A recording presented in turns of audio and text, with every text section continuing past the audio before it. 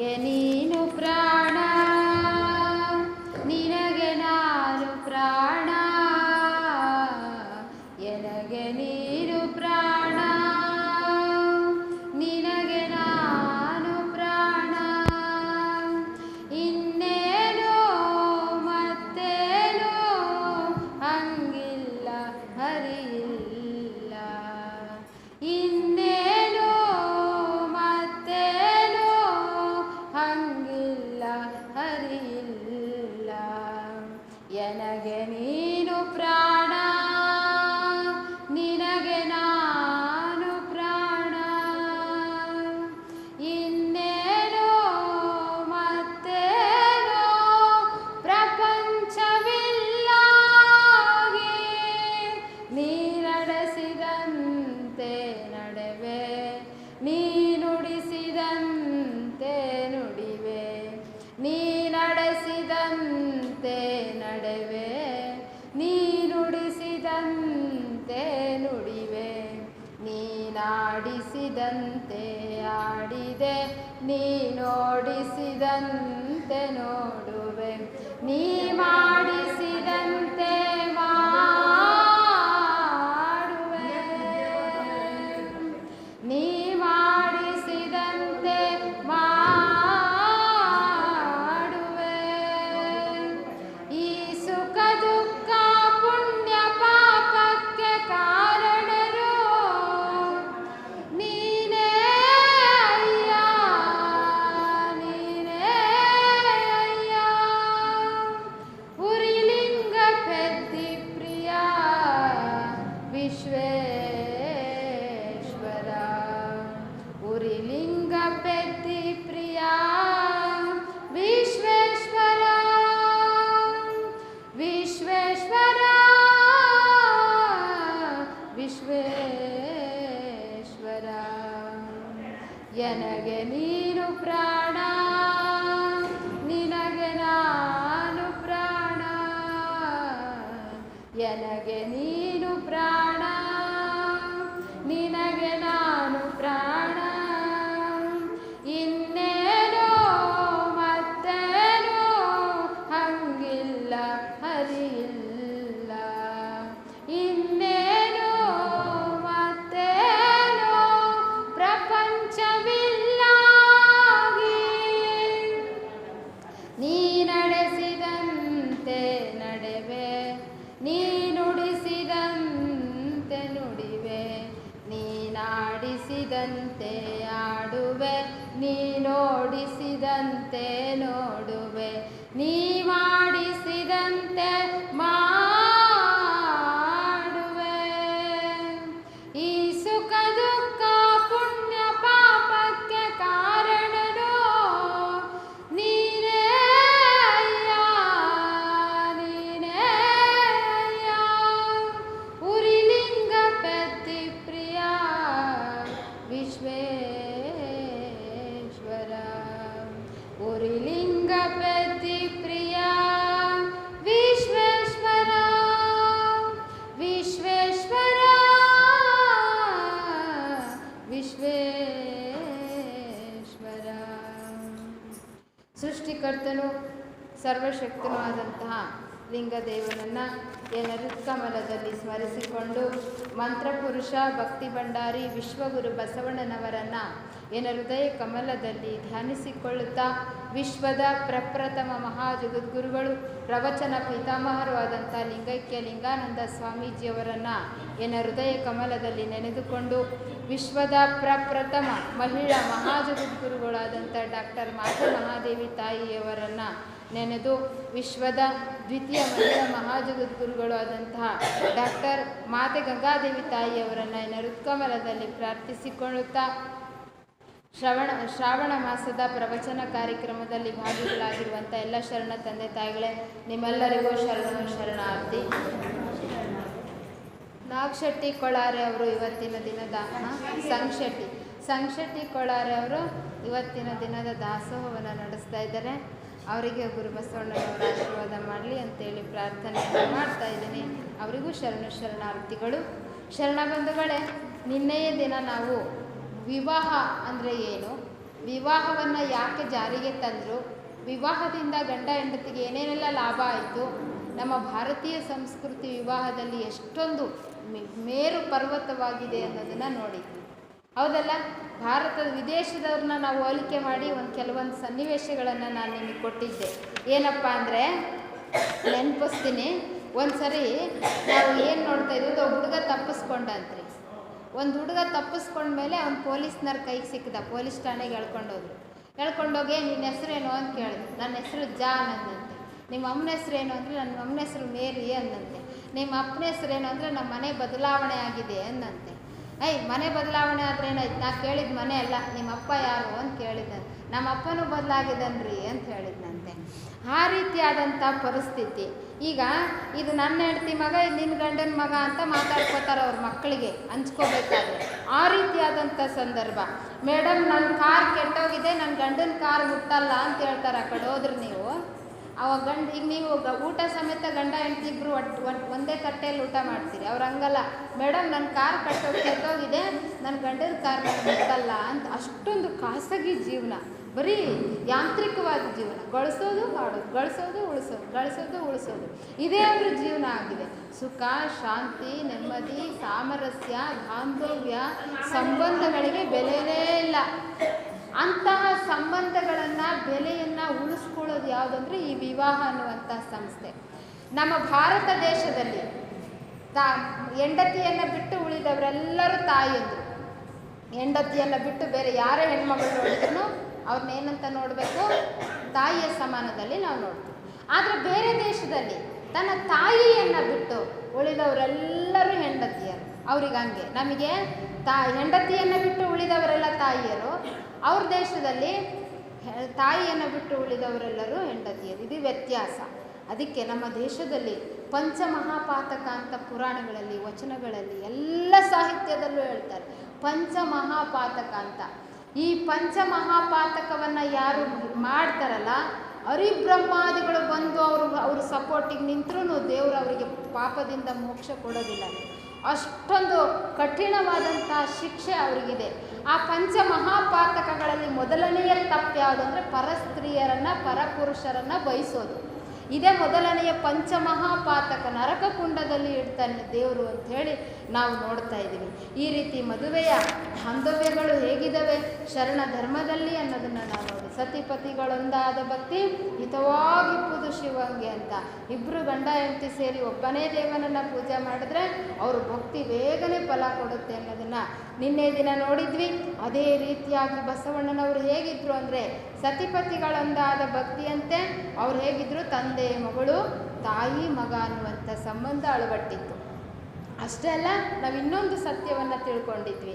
ಏನು ಅಂದರೆ ಬಸವಣ್ಣನವರಿಗೆ ಒಬ್ಬಳೇ ಮಗಳು, ಒಬ್ಬಳೇ ಹೆಂಡತಿ ಅಂತೇಳಿ. ಹೇಗೆ ಅಂದರೆ ಚನ್ನಬಸವಣ್ಣನವರು ಒಂದು ಕಡೆ ಹೇಳ್ತಾರೆ, ಸತಿಯ ಕಂಡು ರತಿಯಾದ ಬಸವಣ್ಣ, ರತಿಯಾಗಿ ಬ್ರಹ್ಮಚಾರಿಯಾದ ಬಸವಣ್ಣ. ಸತಿಯ ಅನ್ನೋ ಶಬ್ದನ ಇಬ್ಬರು ಹೆಂಡತಿಯರಿದ್ದಿದ್ರೆ ಸತಿಯರ ಕಂಡು ರತಿಯಾದ ಬಸವಣ್ಣ ಅಂತ ಬಳಸಬಹುದಿತ್ತು. ಹೌದಿಲ್ಲ? ಬಸವಣ್ಣನಾದ್ರೂ ಒಂದು ಕಡೆ ಏನು ಹೇಳ್ತಾರೆ ಗೊತ್ತಾ? ಲಿಂಗದೇವನ ಮರುಳು ಮಗಳು ನೀಲಲೋಚನೆ ಅಂತ ಹೇಳಿದ್ದಾರೆ ಒಂದು ಕಡೆ. ಲಿಂಗದೇವನ ಮರುಳು ಮಕ್ಕಳು ಅಂತ ಹೇಳ್ಬೋದಿತ್ತು ಇಬ್ಬರು ಹೆಂಡತಿಯರಿದ್ದಿದ್ರೆ. ಆದರೆ ವಚನ ಸಾಹಿತ್ಯ ನಮಗೆ ಸಾರಿ ಹೇಳ್ತಾ ಇದ್ದಾವೆ. ಬಸವಣ್ಣನವರಿಗೆ ಒಬ್ಬಳೇ ಪತ್ನಿ, ಅದು ನೀಲಗಂಗಾಂಬಿಕೆ. ನೀಲಮ್ಮ ಅಂತ ಕೆಲವ್ರು ಕರೆದ್ರು, ಗಂಗಮ್ಮ ಅಂತ ಕೆಲವ್ರು ಕರೆದ್ರು, ನೀಲಾಂಬಿಕೆ ಅಂತ ಕೆಲವ್ರು ಕರೆದ್ರು, ಗಂಗಾಂಬಿಕೆ ಅಂತ ಕೆಲವ್ರು ಕರೆದ್ರು. ಆದರೆ ಬಸವಣ್ಣನವ್ರು ಏನಂತ ಕರಿತಿದ್ರು ತಮ್ಮ ಹೆಂಡತಿಗೆ ಅಂದರೆ ನೀಲಲೋಚನೆ ಅಂತ ಕರೀತಾರೆ. ಅಂದರೆ ನೀಲಿ ಕಣ್ಣನ್ನು ಉಳ್ಳಂತಹ ನೀಲಾಂಬಿಕೆಗೆ ನೀಲಲೋಚನೆ ಅಂತೇಳಿ ಕರಿತಾ ಇದ್ರು. ನಿನ್ನೆಯ ದಿನ ಈ ವಿಷಯವನ್ನೆಲ್ಲ ನಾವು ಪ್ರಸ್ತಾಪ ಮಾಡಿದ್ವಿ ಬಹಳ ಚೆನ್ನಾಗಿ. ಆದರೆ ಇವತ್ತಿನ ದಿನ ಬಸವಣ್ಣನವರು ನಿನ್ನೆ ಏನು ಮಾಡಿದರು? ಕರಣಿಕ ಕಾಯಕವನ್ನು ಸ್ವೀಕರಿಸಿ ಅಲ್ಲಿ ಹೋಗಿ ಕುತ್ಕೊಂಡಂಥ ಸಂದರ್ಭದಲ್ಲಿ ಲೆಕ್ಕಪತ್ರ ಓದ್ತಾ ಇದ್ರು. ಲೆಕ್ಕಪತ್ರ ಓದಬೇಕಾದ್ರೆ ಮಂಚಣ್ಣನವರು ಭ್ರಷ್ಟರಾಗಿ ದುಡ್ಡನ್ನು ತಿನ್ನುವಂತಹ ಒಂದು ಹೊಂಚು ಹಾಕಿ 50 ಕೋಟಿ ಅಂದರೆ 5 ಕೋಟಿಗೆ ಎಷ್ಟು ಸೊನ್ನೆ ಬರಬೇಕು? 7 ಸೊನ್ನೆ ಬರಬೇಕು. 5 ಕೋಟಿಯಲ್ಲಿ 1 ಸೊನ್ನೆ ತೆಗೆದುಬಿಟ್ಟಿದ್ರು. 50 ಲಕ್ಷ ಮಾಡಿದರು. ಬಸವಣ್ಣನವರು ಬಾಯಿ ಲೆಕ್ಕದಲ್ಲೇ ಯೋಚನೆ ಮಾಡಿದರು. ಮಂಚಣ್ಣನವರೇ, 1 ಸೊನ್ನೆ ಕೈ ತಪ್ಪಿ ಜಾರಿ ಹೋಗಿದೆ ನೋಡ್ರಿ ಅಂತ ಹೇಳಿದ್ರು. ಅವಾಗ ತಲೆ ಕೆರ್ಕೊಂಡು ಮತ್ತೆ ಎಲ್ಲ ಚೆಕ್ ಮಾಡ್ತಾ ಇದ್ದಾರೆ. 5 ಕೋಟಿ ರೂಪಾಯಿಯಲ್ಲಿ ವ್ಯತ್ಯಾಸ ಬರ್ತಾ ಇದೆ. ಅವಾಗ ಮಂಚಣ್ಣನವರು ಹೇಳ್ತಾ ಇದ್ದಾರೆ, ಬಸವರಸರು ಬಲೇ ಬುದ್ಧಿವಂತರು, ಚಿಕ್ಕ ವಯಸ್ಸಾದರೂ ಬಹಳ ಗಣಿತಜ್ಞರು ಅಂತ ಹೇಳಿದ್ರು. ಇದನ್ನು ಬಲದೇವರಸರು ನೋಡಿಕೊಂಡ್ರು, ನನ್ನ ಅಳಿಯ ಇಂಗ್ಲೀಷ್ ಗಣಿತದಲ್ಲಿ ಇಷ್ಟೊಂದು ಜಾಣನಿದ್ದಾನೆ ಅಂದಮೇಲೆ ಈ ಪದವಿಯನ್ನು ಮಂಚಣ್ಣ ನಿನಗೆ ಬೇಡ, ಇದು ಬಸವಣ್ಣನವರಿಗಿರಲಿ ಅಂತೇಳಿ ಬಸವಣ್ಣನವರಿಗೆ ಕರ್ಣಿಕ ಕಾಯಕವನ್ನು ಕೊಟ್ಟರು. ಬಗಲ್ ಗಸೆ ಅಂಗಿ ಹಾಕ್ಕೊಂಡು ಒಂದು ಟೊಪ್ಪಿಗೆ ಇಟ್ಕೊಂಡು ಮೊದಲನೇ ದಿನ ಕಾಯಕಕ್ಕೆ ಹೋದ್ರು ಅಂತ ಹರಿಹರ ಮಹಾಕವಿ ಬರೆದಿದ್ದಾನೆ. ಬಗಲ್ ಗಸೆ ಅಂಗಿ ಹಾಕ್ಕೊಂಡು ಟೊಪ್ಪಿಗೆ ಹಾಕ್ಕೊಂಡು ಕಾಯಕ ಮಾಡಿದ್ರು. ಅವರಿಗೆ ಮೊದಲನೇ ಸಂಬಳ 101 ರೂಪಾಯಿ. ಎಷ್ಟು ರೂಪಾಯಿ? 101 ರೂಪಾಯಿ. ಇವಾಗ ಅದು ಕೋಟ್ಯಾಂತರ ರೂಪಾಯಿ ಲೆಕ್ಕಾಚಾರ ನೋಡ್ಕೊಂಡ್ರೆ ಲಕ್ಷಾಂತರ ಕೋಟ್ಯಾಂತರ ರೂಪಾಯಿ. 12ನೇ ಶತಮಾನದಲ್ಲಿ ಬಸವಣ್ಣನವರಿಗೆ 101 ರೂಪಾಯಿ ಅವರಿಗೆ ಮೊದಲನೆಯ ಸಂಬಳ ಕೈ ಸೇರುತ್ತೆ. ಆ ಸಂಬಳದಲ್ಲೇ ಅವರು ಜೀವನವನ್ನು ನಡೆಸ್ತಾರೆ ವಿನಃ ಮಾವ, ಆಮೇಲೆ ರಾಜ, ಆಮೇಲೆ ಎಲ್ಲರೂ ಕೊಟ್ಟಿದ್ದ ದುಡ್ಡು 1 ರೂಪಾಯಿ 1 ಪೈಸೆಯೂ ಸಹ ಅವರು ಮುಟ್ಟದನೇ ಹೊನ್ನಿನೊಳಗೊಂದೆಳೆಯ, ವಸ್ತ್ರದೊಳಗೊಂದೆಳೆಯ, ಅನ್ನದೊಳಗೊಂದಗುಳ, ನಾಳೆಗಿರಲಿ ಎಂದು ಸಂಗ್ರಹಿಸದೇನೆ ಒತ್ತಾರೆ ಹೆತ್ತು ಕೂಡಲೇ ನಾನು ಪ್ರಜೆಗಳ ಚಿಂತನೆ ಮಾಡ್ತೀನಿ, ಲೆಕ್ಕಪತ್ರ ನೀಟಾಗಿ ಬರೆದಿಡ್ತೀನಿ ಅಂತೇಳಿ ಜವಾಬ್ದಾರಿಯುತವಾದಂತಹ ಕಾರ್ಯಗಳನ್ನು ಅವರು ನಿರ್ವಹಿಸ್ತಾ ಇದ್ದಾರೆ. ಅನೇಕ ಜನ ಹೇಳ್ತಾರೆ ಬಸವಣ್ಣನವ್ರ ಕಾಯಕ ಯಾವ ವಚನದಾಗ ಐತ್ರಿ, ಕಾಯಕವೇ ಕೈಲಾಸ ಅಂತ ತೋರಿಸ್ರಿ ಅದು. ಬಸವಣ್ಣನವ್ರ ಕಾಯಕವೇ ಕೈಲಾಸ ಅಂತ ಹೇಳಿರೋ ವಚನ ಸಿಕ್ಕಿಲ್ಲ. ಆದರೆ ಕಾಯಕ ಅನ್ನುವಂಥದ್ದು ಪ್ರತಿಯೊಂದು ವಚನದಲ್ಲೂ ಎತ್ತು ಹೊಡಿತಾ ಇದೆ. ಎಲ್ಲ ಅದನ್ನೇ ಅವರು ಸಾರಿ ಸಾರಿ ಒತ್ತು ಒತ್ತು ಒತ್ತು ಕೊಟ್ಟು ಹೇಳಿದ್ದಾರೆ. ಅಂದಮೇಲೆ ಕಾಯಕವೇ ಕೈಲಾಸ ಅಂತ ಹೇಳಬೇಕೇನು? ಹೌದಿಲ್ಲ? ಈಗ ನೋಡಮ್ಮ, ಈಗ ನಿಮ್ಮ ಮನೆಗೆ ಎಲ್ಲರೂ ಫಂಕ್ಷನಿಗೆ ಬರ್ರಿ ಅಂದರೆ ಮುಗೀತು. ಎಲ್ಲರೂ ಕರೆದ್ರಿ ಹೋಗೋಣ ನೋಡ್ರಿ ಅಂತ ನೀವೆಲ್ಲರೂ ಬರ್ತೀರಿ ಮದುವೆಗೆ. ನೀನು ಬಾ, ನೀನು ಬೇಡ, ನೀನು ಬಾ ಅಂತ ಯಾರು ಕೈ ಹಿಡಿದು ತೋರಿಸ್ತಾರೇನೋ? ಇಲ್ಲ, ಕುಟುಂಬ ಸಮೇತವಾಗಿ ಮದುವೆಗೆ ಬರಬೇಕು ಅಂತೇಳಿ ನಿಮಗೆ ಅದು ಒಂದು ರೀತಿ 3 ಥರ ಇರ್ತಾವೆ ಮದುವೆ ಕರೆಯೋದ್ರೆ. ಕುಟುಂಬರು ಬರಬೇಕಂದ್ರೆ ಕುಂಕುಮ ಕೊಡ್ತಾರೆ, ಆಮೇಲೆ ಬರೀ ಒಬ್ಬರೇ ಬರಬೇಕಂದ್ರೆ ಸುಮ್ಮನೆ ಲಗ್ನ ಪತ್ರಿಕೆ ಕೊಡ್ತಾರೆ, ಮನೆಯ ಸಮೇತ ಪರಿವಾರ ಸಮೇತ ಬರಬೇಕಂದ್ರೆ ಫಲಪುಷ್ಪ ಬಾಗಿನ ಕೊಡ್ತಾರೆ. ನಿಮಗೆಲ್ಲ ಭಾಳ ಚೆನ್ನಾಗಿ ಗೊತ್ತು. ಹಾಗೆ ಭೇದ ಇರ್ತವೆ ಮದುವೆಗಳಿಗೆ ಕರೆಯೋದ್ರಲ್ಲಿ. ಹಾಗೆ ಬಸವಣ್ಣನವರು ಸಹ ಅಷ್ಟೇ ಒತ್ತು ಕೊಟ್ಟು ಕಾಯಕವನ್ನು ವಚನಗಳಲ್ಲಿ ಸಾರಿ ಸಾರಿ ಹೇಳಿದ್ದಾರೆ ಅಂದಮೇಲೆ ಬಸವಣ್ಣನವರಿಗೆ ಕಾಯಕದ ಸಿದ್ಧಾಂತಕ್ಕೆ ಅವರೇ ಮೂಲಿಗರು. ಇನ್ನೂ ಒಂದು ಸಾಕ್ಷಿ ಇದೆ, ಬಸವಣ್ಣನವರು ಕಾಯಕವೇ ಕೈಲಾಸ ಅಂತ ಹೇಳಿದರು ಅನ್ನೋದಕ್ಕೆ. ಏನು ಅಂದರೆ, ಜಾನಪದ ಹೆಣ್ಣು ಮಕ್ಕಳು, ಕೂಲಿ ಮಾಡುವಂಥವ್ರು, ನಾಲಿ ಮಾಡುವಂಥವ್ರು, ಕುಟ್ಟೋರು, ಬೀಸೋರು, ಅವರು ಏನು ಹೇಳಿದ್ದಾರೆ ಬಸವಣ್ಣನವ್ರಿಗೆ ಅಂದರೆ, ಕಾಯಕವ ಕಲಿಸಿದಕ್ಕೆ ನಾಯಕನು ಬಸವಣ್ಣ, ಜೀಯಾವಸ ಮತಕ್ಕೆ ಶಿವಭಕ್ತಿ ಸಾರುವುದಕ್ಕೆ ರಾಯ ಜೀವನದ ಹೊಸ ಮಾತು. ಹೊಸ ಮಾತು ಅಂದರೆ ಅಲ್ಲಿವರೆಗೂ ಕಾಯಕ ಅನ್ನೋ ಶಬ್ದ ಕೇಳೇ ಇಲ್ಲ ಅಂತ ಹೇಳ್ತಾ ಇದ್ದಾರೆ ಅವರು. ಹೊಸ ಮಾತು ಬಂದಿದೆ ಬಸವಣ್ಣನಿಂದ. ಈ ಕಾಯಕ ಎನ್ನುವಂಥ ಶಬ್ದಕ್ಕೆ ನಾಯಕ ಯಾರು ಅಂದರೆ ಗುರು ಬಸವಣ್ಣನವರು ಅಂತೇಳಿ ಹೇಳ್ತಾ ಇರಬೇಕಾದ್ರೆ ನಾವು ಸಂಶಯ ಇಲ್ಲದೇ ನಂಬಬೇಕು. ಕಾಯಕಕ್ಕೆ ಪಟ್ಟ ಕಟ್ಟಿರೋದು ಜಗತ್ತಿನಲ್ಲಿ ಯಾರಾದರೂ ಒಬ್ಬ ಪ್ರವಾದಿ ಇದ್ದರೆ ಅದು ವಿಶ್ವಗುರು ಬಸವಣ್ಣನವರು ಅಂತ. ಪೂಜೆಗೆ ಪಟ್ಟ ಕಟ್ಟಿದ್ದಾರೆ, ಧ್ಯಾನಕ್ಕೆ ಪಟ್ಟ ಕಟ್ಟಿದ್ದಾರೆ, ಪ್ರಾರ್ಥನೆಗೆ ಪಟ್ಟ ಕಟ್ಟಿದ್ದಾರೆ, ದಾನಕ್ಕೆ ಪಟ್ಟ ಕಟ್ಟಿದ್ದಾರೆ. ಆದರೆ ಕಾಯಕ ಎನ್ನುವಂಥದ್ದಕ್ಕೆ ಒಂದು ದೊಡ್ಡ ಸ್ಥಾನಮಾನವನ್ನು ಕೊಟ್ಟರು. ಯಾರ್ಯಾರೋ ಏನೇನಕ್ಕೋ ಪೀಠಾರೋಹಣ ಮಾಡಿದ್ರೆ ಕಾಯಕ ಎನ್ನುವಂಥದ್ದಕ್ಕೆ ಬಸವಣ್ಣನವರು ಪೀಠಾರೋಹಣ ಮಾಡಿದರು. ಈಗ ನೋಡ್ರಿ, ನಿಮ್ಮ ಮನೆಗೆ ಏನಾದರೂ ತಲೆ ಹರಟೆ ಮಾತಾಡ್ಕೊಂಡು ಜಗಳ ಆಗ್ತವೆ.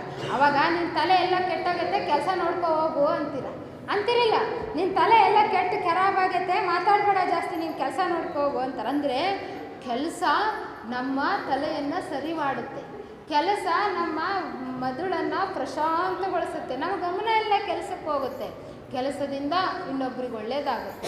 ಈ ರೀತಿಯಾಗಿ ಕೆಲಸ ಒಂದು ರೀತಿ ಪೂಜೆ ಅನ್ನುವಂಥ ಮಟ್ಟಿಗೆ ಒಂದು ಪರಿಗಣನೆಯನ್ನು ಮಾಡಿದರು ಬಸವಣ್ಣನವರು ಅಂಥೇಳಿ ನಾವು ನೋಡ್ತಾ ಇದ್ದೀವಿ. ಅನೇಕ ಜನ ನಾನು ಸ್ವಾಮಿ ಇದ್ದೀನಿ, ನಾನು ಸನ್ಯಾಸಿ ಇದ್ದೀನಿ, ನಾನು ಯಲಮ್ಮ ಇದ್ದೀನಿ, ನನ್ನ ಮೈಯಾಗ ದೇವ್ರು ಬಂದಾನೆ, ನಾನು ಯಾಕೆ ಕಷ್ಟಪಟ್ಟು ದುಡಿಬೇಕು ಅಂಥೇಳಿ ಭಿಕ್ಷೆ ಬೇಡ್ಕೊಂಡು ತಿಂತಾರೆ. ತಲೆಗೆ ಹಚ್ಕೊಳಕ್ಕೆ ಒಂದಿಷ್ಟು ಎಣ್ಣೆ ಇರಲ್ಲ, ಮೈ ಮೇಲೆ ಉಟ್ಕೊಳಕ್ಕೆ ಒಂದು ಜೊತೆ ಬಟ್ಟೆ ಇರೋದಿಲ್ಲ, ಇವ್ರಿಗೆ ದೇವ್ರು ಬರ್ತಾನೆ ಅಂತ ಹೇಳ್ಕೊಂಡು ಓಡಾಡ್ತಾರೆ. ಅಂಥವ್ರಿಗೆ ಶರಣರು ಏನು ಹೇಳ್ತಾರೆ ಅಂದರೆ, ಕಾಯಕಾರದ ಮೈ ಸೋಂಬತನದಿಂದ ಬೇರೆ ಕೊಳಗಳಿಸಲಾರದೆ ಹಸಿದಿಪ್ಪರಯ್ಯ, ಒಡಲು ಸೀರೆಯ ಗಳಿಸಲಾರದೆ ಕಟ್ಟಡಗೆಯ ಕಟ್ಟಿಕೊಂಡಿಪ್ಪರಯ್ಯ, ಮೀಯಲು ಎಣ್ಣೆಯ ಗಳಿಸಲಾರದೆ ಮಂಡೆ ಬೋಳಾಗಿಪ್ಪರಯ್ಯ, ದಿಟದಿಂದ ಧರಿಸಿಕೊಂಡಿಪ್ಪವರಿಗೆ ನಾನಂಜುವೆನಯ್ಯ ಸಕಲೇಶ್ವರ. ಚಾಮರಸರೇಚ ಎಷ್ಟು ಚೆನ್ನಾಗಿದೆ ನೋಡ್ರಿ ವಚನ. ಕಾಯಕ ಮಾಡ್ದಲೇ ಸೋಂಬೇರಿತನದಿಂದ ದೇವ್ರೊಲ್ದಾನೆ ಅಂತೇಳಿ ಆ ಗುಡ್ಡಗಾಡಲ್ಲಿ ಹೋಗಿ ತಪ್ಪಲು ಸದೆ ತಿಂದ್ಕೊಂಡು ನನಗೆ ದೇವ್ರೊಲ್ದಾನೆ ಅಂತ ಭಿಕ್ಷೆ ಬೇಡ್ಕೊಂಡು ಕಂತೆ ಭಿಕ್ಷೆ ಮಾಡ್ಕೊಂಡು ಊಟ ಮಾಡೋರಿಗೆ ಮೈಮೇಲೆ ಒಂದು ಜೊತೆ ಬಟ್ಟೆ ಇರಲ್ಲ, ತಲೆ ಎಲ್ಲ ಎಣ್ಣೆ ಇಲ್ಲದೆ ಕೆದರ್ಕೊಂಡಿರ್ತಾರೆ. ಇಂಥ ಸೋಂಬೇರಿಗಳಿಗೆ ಹೇಗಪ್ಪ ದೇವ್ರೊಲಿತಾನೆ? ಶರಣರನ್ನ ನಾನು ನೋಡಿದರೆ ಹಂಚ್ಕೋತೀನಿ. ಶರಣರು ಸಾಮಾನ್ಯರಲ್ಲ. ಈ ಕಡೆ ಭಕ್ತಿ ಮಾಡ್ತಾರೆ, ಆ ಕಡೆ ಕಾಯಕ ಮಾಡ್ತಾರೆ, ಈ ಕಡೆ ದಾಸೋಹ ಮಾಡ್ತಾರೆ. ಶರಣರು ಅಂದರೆ ಸಾಮಾನ್ಯರಂತ ನಾವು ತಿಳ್ಕೋಬಾರ್ದು ಅಂಥೇಳಿ ಇಲ್ಲಿ ಸಕಲೇಶ ಮಾದರಸರು ಭಾಳ ಚೆನ್ನಾಗಿ ಹೇಳ್ತಾ ಇದ್ದಾರೆ. ಅದಕ್ಕೆ ಕಾಯಕ ಮಾಡೋದು ಒಂದು ಕಲೆ ರೀ. ನಾನು ಕೆಲಸ ಮಾಡ್ತೀನಿ ಅಂತ ಮಾಡೋಕ್ಕಾಗಲ್ಲ. ಕೆಲಸ ಮಾಡೋದು ಒಂದು ಕಲೆ. ಅದಕ್ಕೆ ನೀತಿವಂತಿಕೆ ಅಂತ ಕರೀತೀವಿ. ಏನೇ ಕೆಲಸ ಮಾಡಲಿ, ನೀವು ಸರ್ಕಾರಿ ನೌಕರಿ ಮಾಡಿರಿ, ಮನೆ ಕೆಲಸ ಮಾಡಿರಿ, ಅಡುಗೆ ಮಾಡಿರಿ, ಮಕ್ಕಳು ಜೋಪಾನ ಮಾಡಿರಿ, ಎಲ್ಲದರಲ್ಲೂ ಒಂದು ನೀತಿ ಅನ್ನೋದು ಇದ್ದೇ ಇರುತ್ತೆ. ಆ ನೀತಿಯನ್ನು ನಾವು ಹಿಡ್ಕೊಂಡು, ಸೂತ್ರವನ್ನು ನಾವು ಹಿಡ್ಕೊಂಡು ನಾವು ಮುನ್ನಡಿಬೇಕು. ಅದಕ್ಕೆ ಆಮೇಲೆ ಕಾಯಕವನ್ನು ಅಳವಡಿಸ್ಕೊಳ್ಳೋದು ಅದು ತತ್ವನಿಷ್ಠೆ. ಬಸವಣ್ಣನವರು ಬಡತನದಲ್ಲಿದ್ದವರಿಗೆ ತಗೊಳಪ್ಪ ಅಂತ ದುಡ್ಡು ಹಂಚಲಿಲ್ಲ, ತಗೊಳಪ್ಪ ಅಂತ ಸೀರೆ ಹಂಚಲಿಲ್ಲ, ತಗೊಳಪ್ಪ ಅಂತ ಯಾರಿಗೂ ಏನು ಕೊಡಲೇ ಇಲ್ಲ. ಬಸವಣ್ಣನವರು ಕೊಟ್ಟರೆ ಅವನ ಬಡತನ ಅಷ್ಟೇ ಹೋಗುತ್ತೆ, ಇನ್ನು ಉಳಿಕೆರು. ಅದಕ್ಕೆ ಇಡೀ ಬಡತನವನ್ನೇ ಹೊಡೆದೋಡಿಸ್ಬಿಟ್ರೆ, ಒಬ್ಬನಿಗೇನಾದರೂ ನಮ್ಮ ಕೈಯಿಂದ ದಾನ ಮಾಡಿದ್ರೆ ಅವನೊಬ್ಬನು ದಾನ ಆಗ್ತಾನೆ. ನಾ ಯಾರಿಗೂ ಕೊಡೋದಿಲ್ಲ, ಕೊಟ್ಟು ನಾನು ಭೇದ ಮಾಡೋದಿಲ್ಲ. ಈ ಬಡತನ ಎನ್ನುವಂಥ ಭೂತವನ್ನೇ ನಾನು ಹೊಡೆದೋಡಿಸ್ತೀನಿ ಅನ್ನುವಂಥ ಛಲದಿಂದ ಅವ್ರು ಏನು ಮಾಡಿದರು, ಕಾಯಕ ಸಿದ್ಧಾಂತ ಎನ್ನುವಂಥದ್ದು ಜಾರಿಗೆ ತಂದರು. ಯಾಕೆ ಅಂದರೆ ದಾನ ಧರ್ಮ ಅಂತ ಮಾಡಿದ್ದಿದ್ರೆ ಇವರು ಶ್ರೀಮಂತರು ಅನ್ನಿಸ್ಕೊತಿದ್ರು, ಬಸವಣ್ಣನವರು ದಯಾಳುಗಳು ಅನ್ನಿಸ್ಕೊತಿದ್ರು. ಕಾಯಕ ಎನ್ನುವಂಥದ್ದನ್ನು ಜಾರಿಗೆ ತಂದಿದ್ದರಿಂದ ಯಾರು ಬೇಡರೇ ಇಲ್ದಂಗಾದ. ಇದು ಪವಾಡ, ಇದು ಭಾಳ ದೊಡ್ಡ ಪವಾಡವನ್ನು ಬಸವಣ್ಣನವರು ಮಾಡಿ ತೋರಿಸಿದ್ರು. ಅದಕ್ಕೆ ಜನಪದರು ಏನು ಹೇಳಿದ್ರು, ಕಾಯಕವ ಕಲಿಸಿದ್ದಕ್ಕೆ ನಾಯಕನು ಬಸವಣ್ಣ ಅಂಥೇಳಿ ನಾವಿಲ್ಲಿ ಹೇಳ್ತಾ ಇದ್ವಿ. ಮತ್ತು ಹಾಗಾದರೆ ಕಾಯಕ ಅಂತಂದರೆ ಏನ್ರಿ? ಕೆಲಸ ಅನ್ಬೋದಿತ್ತಲ್ಲ ಬಸವಣ್ಣನವರು. ಕಾಯಕ ಅಂದರೆ ಏನು? ಅದರಲ್ಲಿ ಏನು ಲಕ್ಷಣ ಇದ್ದಾವೆ ಅಂದರೆ, ಮಾಡುವ ಕೆಲಸದಲ್ಲಿ ಶ್ರದ್ಧೆ, ನೀತಿವಂತಿಕೆ, ಕುಶಲತೆ, ದೈವೀ ಶರಣಾಗತಿ ಇದ್ದಾಗ ಮಾತ್ರ ಅದು ಕಾಯಕ ಅನಿಸ್ಕೊಳ್ಳುತ್ತೆ. ಮಾಡುವ ಕೆಲಸದಲ್ಲಿ ಶ್ರದ್ಧೆಯಿಂದ, ನಿಷ್ಠೆಯಿಂದ, ಪ್ರಾಮಾಣಿಕತೆಯಿಂದ ಮಾಡಬೇಕು. ಮತ್ತು ಈ ಕೆಲಸ ನಾನು ಮಾಡ್ತಾ ಇಲ್ಲ, ಇದು ನನಗೋಸ್ಕರ ನಾನು ಮಾಡ್ತಾ ಇಲ್ಲ, ದೇವರು ನನಗೆ ಹೇಳಿ ಕಳಿಸಿದ್ದಾನೆ, ನಾನು ಈ ಕೆಲಸ ಮಾಡು ಅಂತ ನಾನು ಯಾವಾಗಲೇ ಹೇಳಿದ, ನೀ ಮಾಡಿಸಿದಂತೆ ನಾ ಮಾಡುವೆ, ನೀ ನೋಡಿಸಿದಂತೆ ನಾ ನೋಡುವೆ. ಈ ಸುಖ ದುಃಖ ಪುಣ್ಯ ಪಾಪಕ್ಕೆ ನೀನೇ ಕಾರಣವನಯ್ಯ.